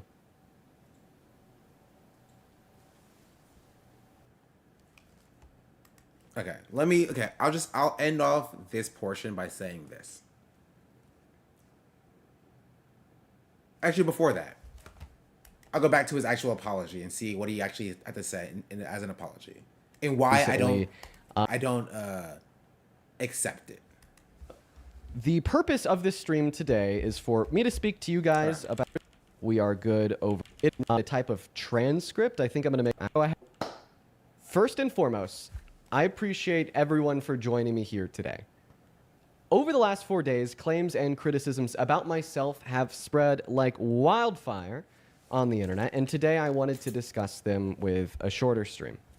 So, I'd like to start off by saying that there's been plenty of good faith critiques made by good faith people. And in fact, I would like to begin by responding to those. I find there to be a couple key points. To address the first one, I'm going to read a public comment left in my Discord. He speaks like a politician. It's because he speaks in a, I don't want to say pseudo-intellectual way, because I don't know about like the substance of his arguments, but like I'll say pseudo-academic. not in like a derogatory way, but like he tries to speak in a way that comes across as dignified, right, in the debate sphere. And I don't chastise him for this because there's a reason why he does it. It gives him a level of credibility when he does debates. That's just how it is. It's not a bad thing. It's not a good thing. It is just a thing. It gives him a level of credibility. When it can be cringe, that's fair. But it gives him a level of credibility when he does debates by coming across as intellectual. That's just what it is. It. So we're gonna go ahead and start reading that now. Yeah, I'm gonna be honest. It's got logos and persuasive speaking. I'll take your word for it because I don't know. You don't have to react to this or respond because there are more pressing matters in here to respond to. I don't have an issue with the initial cry, and what I'm more so irritated at, because it takes a lot for me to be angry, is the fact that you made some grand moral gesture that you were better than those who felt relief that Kirk could no longer spread his bigotry. I am a queer woman in a red state, and because of Charlie Kirk's rhetoric, I cannot get health care that I might need. Because of his rhetoric, my community is constantly being persecuted, and that is just a fraction of what my friends that are BIPOC, especially black, have had to deal with because of his rhetoric. I couldn't help but be relieved that he is no longer here to espouse his rhetoric and bigotry, and to have some cis straight white boy minimize the impact just simply irritated me. I can't even imagine the hurt and frustrations that others felt just to keep this in mind. So now to... So that person is entirely valid and correct, right? But more than being correct, they're valid, right? Their feelings on this issue are completely valid, right? That's how Dean came across to me as a black person. That's how Dean came across to a number of black people online. That's why he's getting cooked on Twitter, right?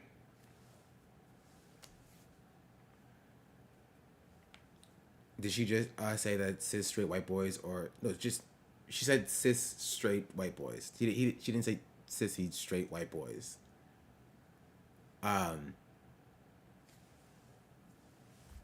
But yeah, and let me tell you before, because you already seen this. Before I continue playing this, I'm going to tell you what Dean needs to do, in my opinion, in order for an apology to be valid. Because I do believe that this Discord poster was valid and correct. He needs to, one, acknowledge what he says or what he said, right? And then two, apologize for it. He's not going to do the first, but I'm going to play it. Respond to that. I said that in response to those celebrating the physical facts of the assassination. However, if I'm going to be honest with myself, that's a lie. Already failed on number one. That is a lie. He did not say that in response to people celebrating the physical act of violence or whatever he said. He didn't. He said, if you're celebrating his death, if you're not condemning his death, and if you're okay with his death, you are no fan of mine. That is what he said. He didn't say, if you're celebrating the physical act of violence, then you're bad, right? He said, if you are celebrating it, if you are not condemning it, and if you are okay with it. There are a lot of people who fit into the last two boxes that he's not addressing in his apology here. And that's why his apology is invalid, right? He's not being truthful about what he said. So now to respond to that. I said that in response to those celebrating the physical facts of the assassination. However, if I'm going to be honest with myself here, the takeaway of my message for many was that if you feel relief because said bigotry will no longer be espoused by him, you are an immoral, bad person. Point number two about why his apology is bad. He's basically saying, I'm sorry you took and misunderstood my words.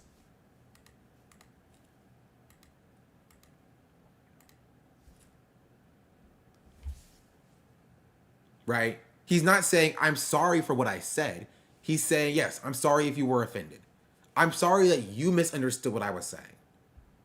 He's not addressing the fact that that is what he said. He did say that if you're not condemning what happened to Charlie Kirk, right, and if you're okay with what happened to Charlie Kirk, you are no fan of mine. We just watched it. Right? So he's one, not acknowledging what he said.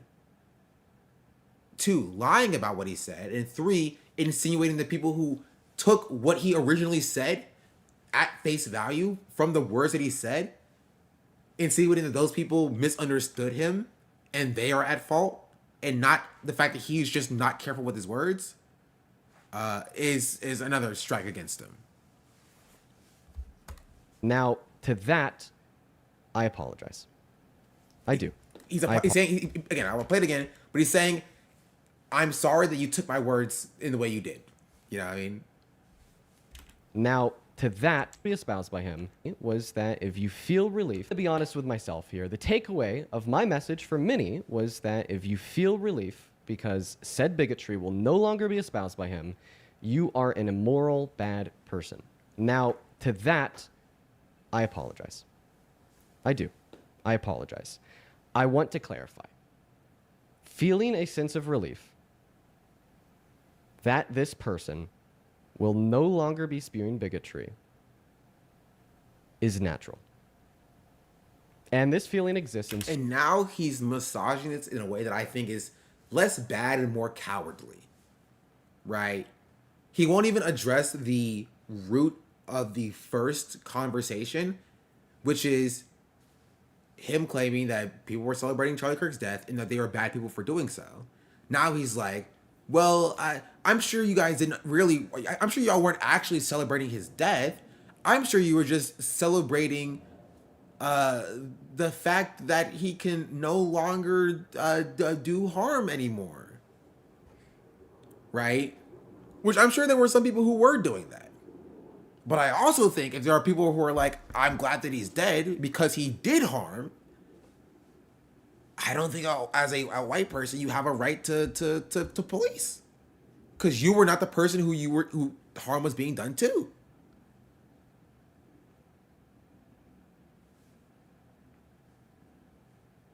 And if you don't like that, that's fine personally, but I think that you don't have a right to look at black people and be like, that's the problem.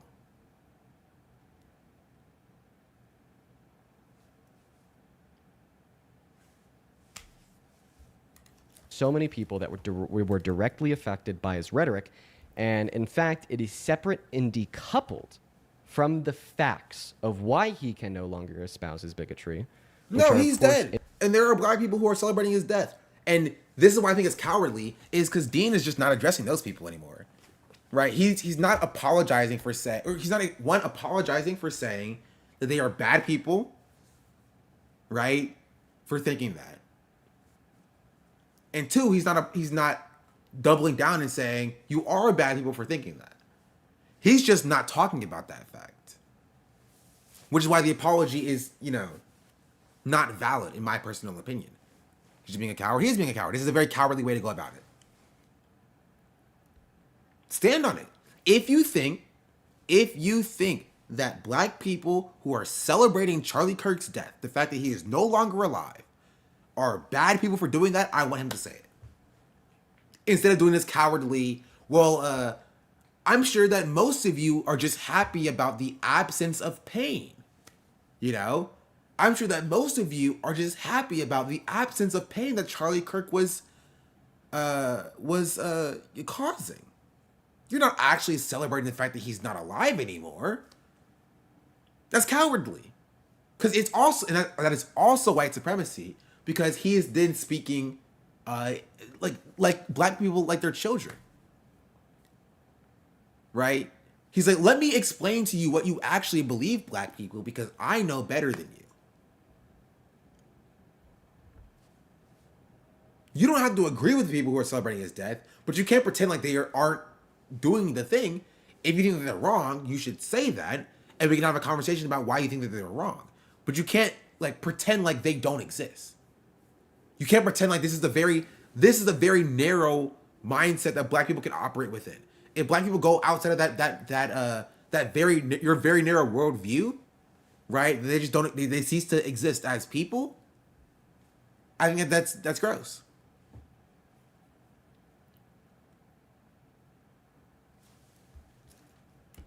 In relation to how he died, of why he can no longer espouse his bigotry, which are, of course, in relation to how he died. I would like to apologize to every single person that I've made feel differently. In the moment, my brain just simply could not separate the fact that Charlie would no longer be spewing his hate and the fact that he got publicly executed the way he did. I'm sorry. That's just... It is kind of funny. Outside of everything else, it is kind of funny to have the take of like, well, listen, in the moment when people were saying that he's dead, I wasn't thinking about the fact that he can no longer say anything bad anymore. Which is like, yeah, there's a reason for that. You don't look like this. That's the reason. You look like this, not like this. That's kind of the root issue here. It doesn't compute to you because you're not directly harmed by the rhetoric. Of course, the first thing that crosses your mind is not the fact like, okay, this person who was contributing to my oppression is no longer there anymore. For you, it's like, my peer. Whatever happened to my peer? I knew that guy. That's the problem. That's the problem.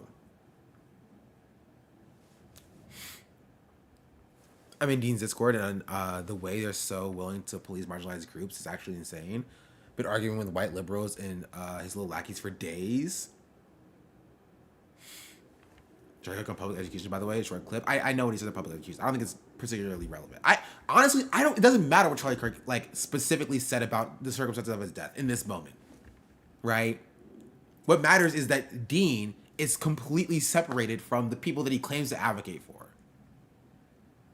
Right? We know Charlie Kirk was pro public execution. We know he was fine with gun deaths happening.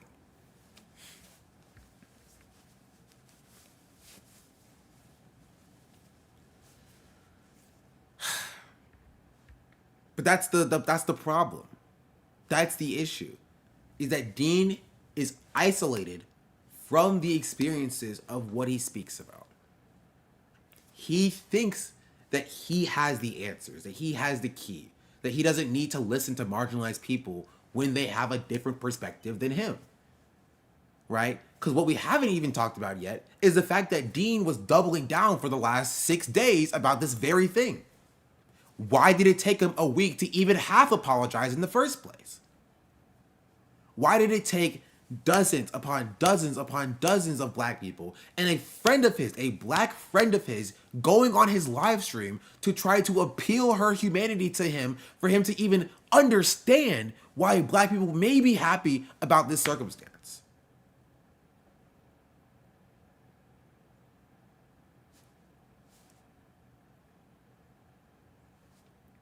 Why?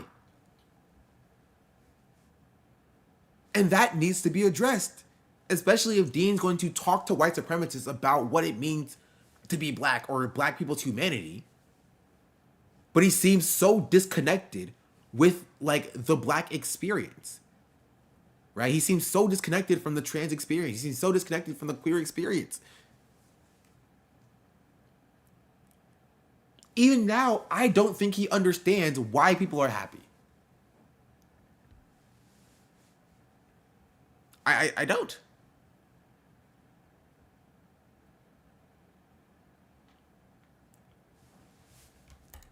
This whole thing has mentally fucked with me so much for the reasons that I've already made public and more, such as the fact that my best friend was there and had to personally witness the assassination. Wait. Is mentally fucked with be spewing his hate and the fact that he got publicly executed the way he did. This whole thing has... And then he just goes on to talking about himself? Sure. Okay. He said his own feelings. I was wondering like what the context was. I was like, how did we get to this conversation? But we're just like, okay, we already seen it. I'm not gonna watch the entire thing again. I'd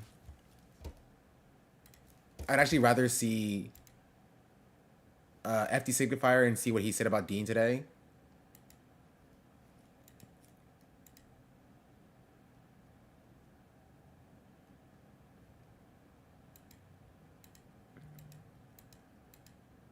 Did he not talk about Dean? Am I crazy? Somebody said he was talking about Dean.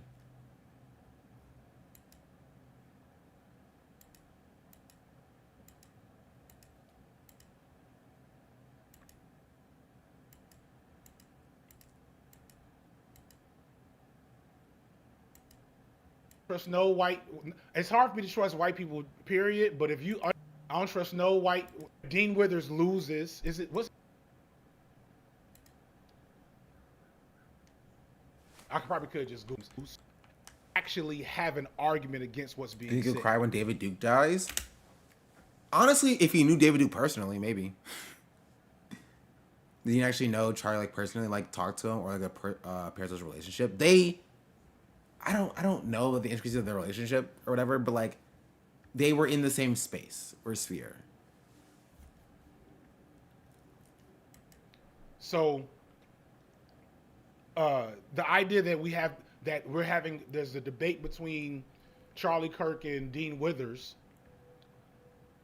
and there's this imaginary, unbiased, neutral audience that's going to watch that, and then you're Okay. gonna. I want to finish the section off first, but that's my thoughts on Dean. I want to get back to FD in a little bit, but that's my thoughts on Dean. Like, I don't know what the conclusion is with him.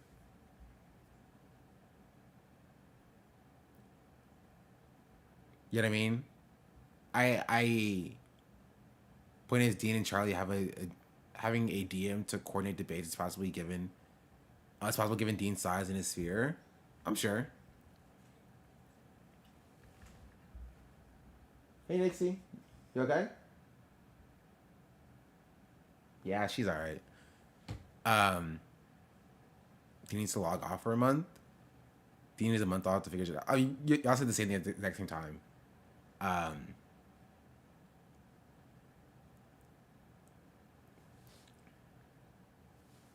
He was just platform people who actually experience the oppression rather than just debate about it. Listen, last time I said that, I got raked over the coals. Let me tell you. Last time I said exactly that about Dean, bro, people were very mad at me. They were so mad at me for even insinuating that we listen to black people. I don't know. Maybe I'm the problem. But I'm not even saying that Dean can't be a voice for the space, right? The way I feel about Dean as a whole is a few things. Number one, I think that we offer too much leeway to formerly racist white kids or white people as a whole and elevating them to the position of speakers for the movement. This is just a problem that we have, right? You can be a white person dropping slurs for like 2 months ago or 2 weeks ago or 2 years ago or whatever. And then you're like, I'm a leftist now. And you're just handed the microphone and given an entire audience. And you're rewarded for that. And then when an instance comes where you're like unprepared to deal with what you've signed up for, which is this is like Dean's third moment that I've seen of exactly that, then like everybody's like surprised. You know, everybody's surprised at being like, how did we get here? Why does he have such a big audience?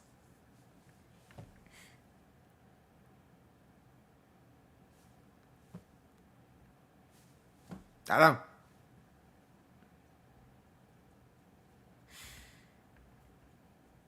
If there's one thing that I want people to take from this is just listen to marginalized people. That's it.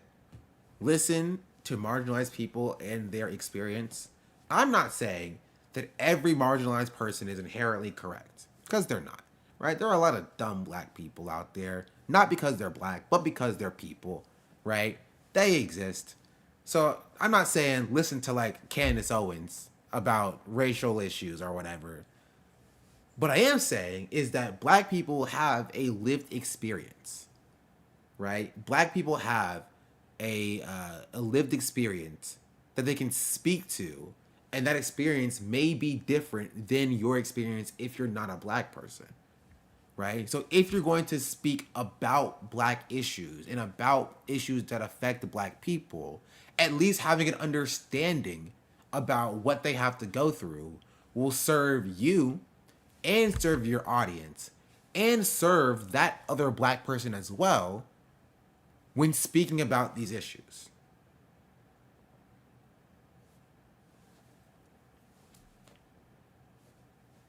And I think Dean just didn't do that or hasn't done that. You know what I mean? Think about like the Unfuck America tour. Dean and Parker headlining this tour, getting paid for this tour, allegedly, right? And the black creators just, you know, kind of just being around and being there, even though they were talking about issues that affected black people. You know what I mean? All too often are white people in the space elevated to the leaders of the space, leaving the marginalized people that are affected by these issues behind, right? Speaking to audience sizes a fraction to what they have, and there's never any cross pollination. You know what I mean? Again, I won't speak or I won't pretend like I know the intricacies of Dean's content, but I will say that of what I've seen of Dean's content, Dean has had collaborations with, you know, Parker or other white debaters way more than he has with other black debaters. You feel me? There are black people in the debate sphere. They're not necessarily given the same credentials or audience size or opportunities that people like Dean have. And Dean doesn't necessarily seem very keen on rectifying that disparity. You know? And that is a part of the frustration that people have.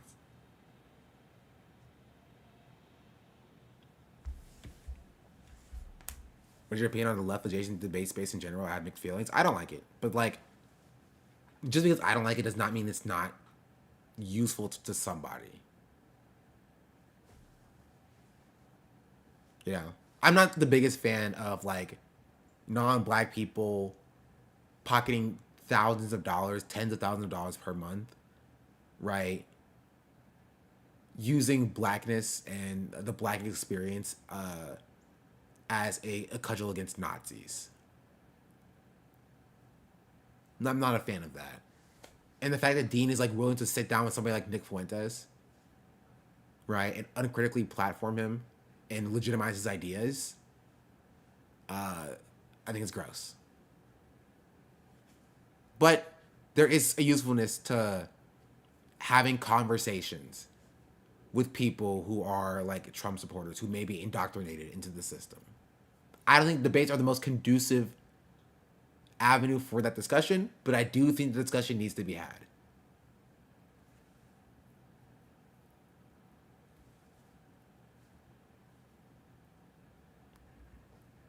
I just don't like debates though.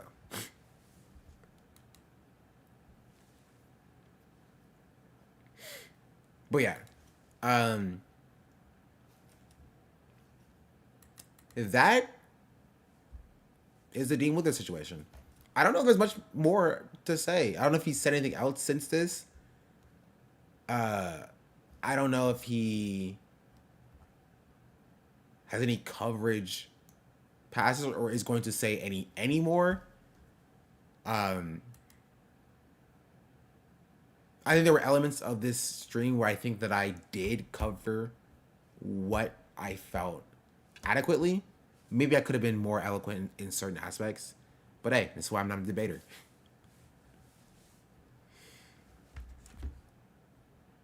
But yeah.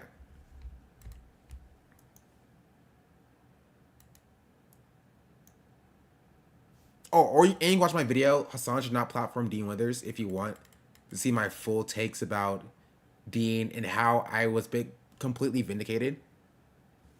That is very Destiny-esque to platform neo-Nazis. It is, which is why, not a huge fan. Which I talk about that in this video as well.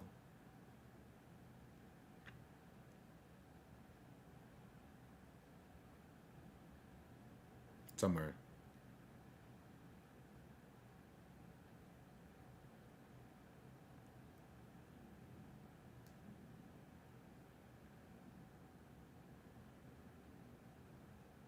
I don't know. It's fine. Didn't he regret it? Debating Nick Fuentes? I don't know. Again, I don't know the intricacies of what Dean has said in every instance. So if you have him regretting it, then let me know.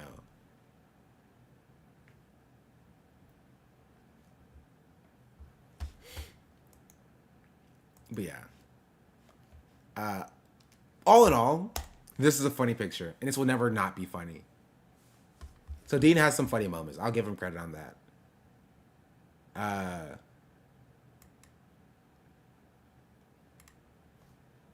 There is this from Ken Klippenstein, which I'm not going to get into fully right now because I need to eat lunch because I also need to go to work. I think Hassan will probably... Right? Hassan will probably be covering this if he's not covering it right now. So you can see it there. Other than that, thank you all for watching. Shout out TikTok chat for the 200 people watching. I'll be back again with more TikTok drama when you want to see it. Adios. Goodbye, TikTok chat. Make sure you follow me on TikTok. I'll post more TikToks, I promise. Goodbye. Adios. Okay. TikTok is gone. Now it's just YouTube and Twitch. There's some wild people in TikTok chat. I know. I stopped looking at it, but like they can yap. They were boosted by numbers. I've had more viewers on TikTok chat than I had before. In total, I had like 1,500 people watching at one point. Did we win the poll? Oh, the poll is a good question. Honestly, I hate to do this to the doubters. The question as written, I do think Dean acknowledged the feelings of marginalized people. I don't think he addressed them properly, but I do think he at least acknowledged that that was an issue.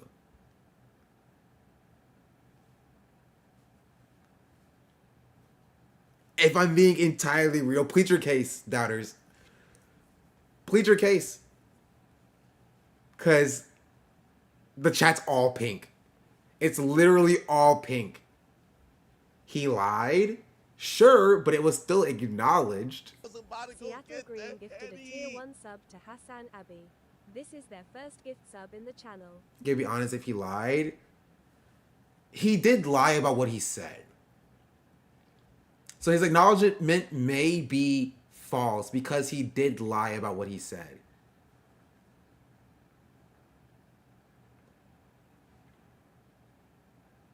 He didn't do the tree steps. Seattle Green, thank you for the gifted sub to Hassan. I guess. This sounds like 4th gifted sub.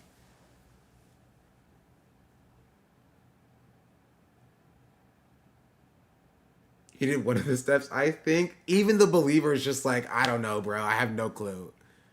He didn't acknowledge that many marginalized people were happy about his death. That's true. That...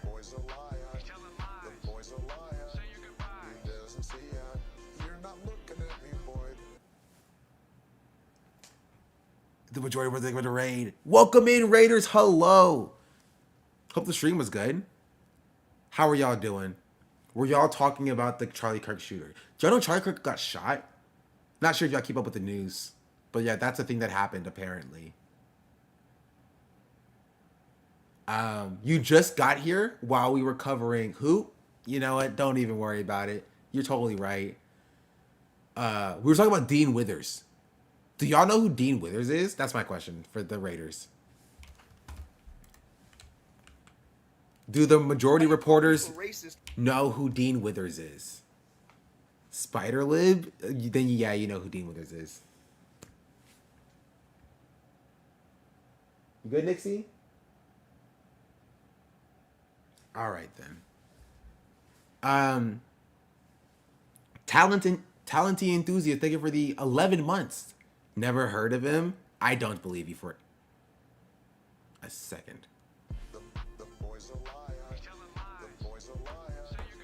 He doesn't see ya. Yeah. You're not looking at me, boy. We're talking about I Dean used to and take it as how the Dean's no only no thing bueno. in the first story. And we also covered the shooters a little bit. And I don't know what that was about. The lynching that happened in Mississippi at Delta State University. We covered that as well. But there's also this, which we have to get to tomorrow. Has the majority heard the lynching song? I don't know. Oh, hey Nixie.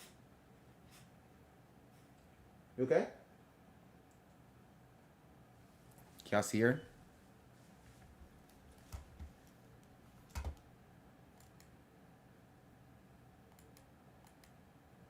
Right here. Oh, there.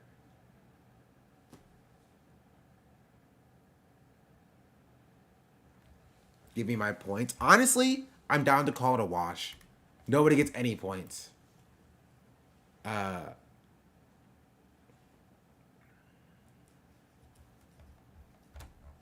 yeah. I do want to get into this, but I do have to cover this tomorrow because I do have to go to work. I'm sorry to take a raid and then dip. I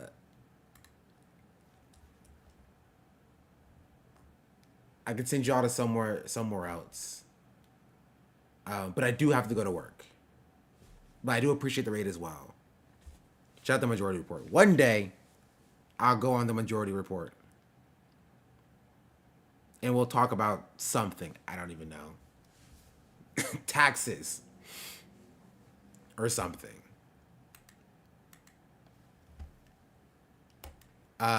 Ill employment. Hey, I gotta pay the bills. To be fair, streaming pays the bills. So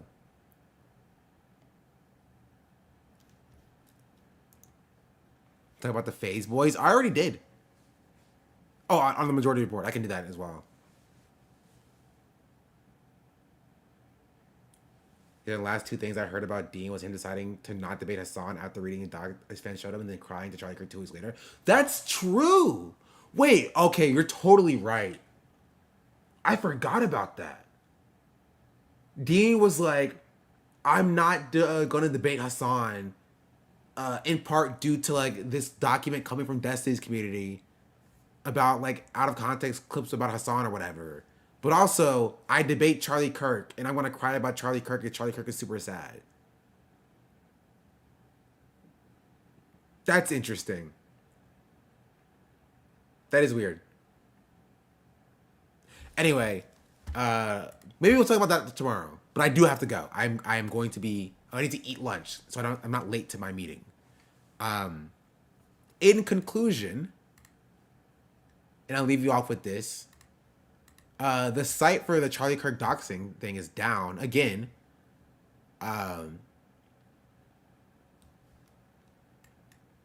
Right?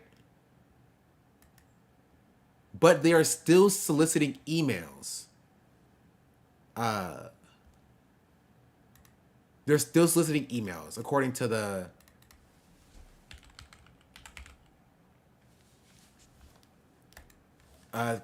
Twitter page. Where's it at? Here, 17 hours ago. Keep sitting in data. Email us at exposedcharliekirkmurderers.com. New email will be available soon. This one works in the meantime. Right? So, if you want to help them out and really give them a lot of emails to sift through, I have an iOS shortcut and an Android link that you can download to help send randomly generated emails to help fill up their database with very real emails and stuff. If you so choose and want to assist with that.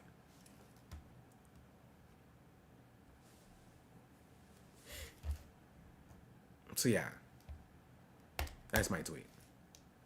Outside of that though, I will be back tomorrow. talking about more stuff. I'm gonna go eat food, work, and then I started playing Stardew Valley because everybody says that it's super good, but that's not what made me download the game. What made me download the game was I saw a compilation of Northern Lion saying that the game sucks. And then I was like, now I need to play it. That's literally what got me to install the game. It was a compilation of clips on Twitter of just Northern Lion saying how much Stardew Valley sucks. And I was like, now I need to play the game. So now I'm playing the game. But yeah, say goodbye to Nixie. Hey, Nix. Oh, sorry, were you asleep? Okay, go back to sleep. I'm sorry for waking you up.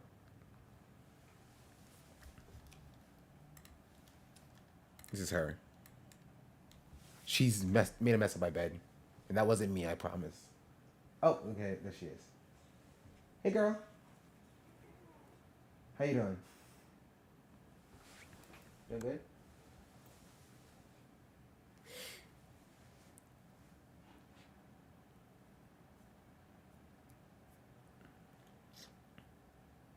It is just get the first few days. If you don't like it at first, keep going. She looks exhausted. I don't know why. She was literally just asleep. Also, I'm taking my hair out. So if you have any ideas about what I should do for my hair, let me know. Because I'm taking suggestions. I'm thinking about wearing like a Black Panther Party style fro for like a month or two. Dog emotes win. I have one dog emote. But yeah. Anything else?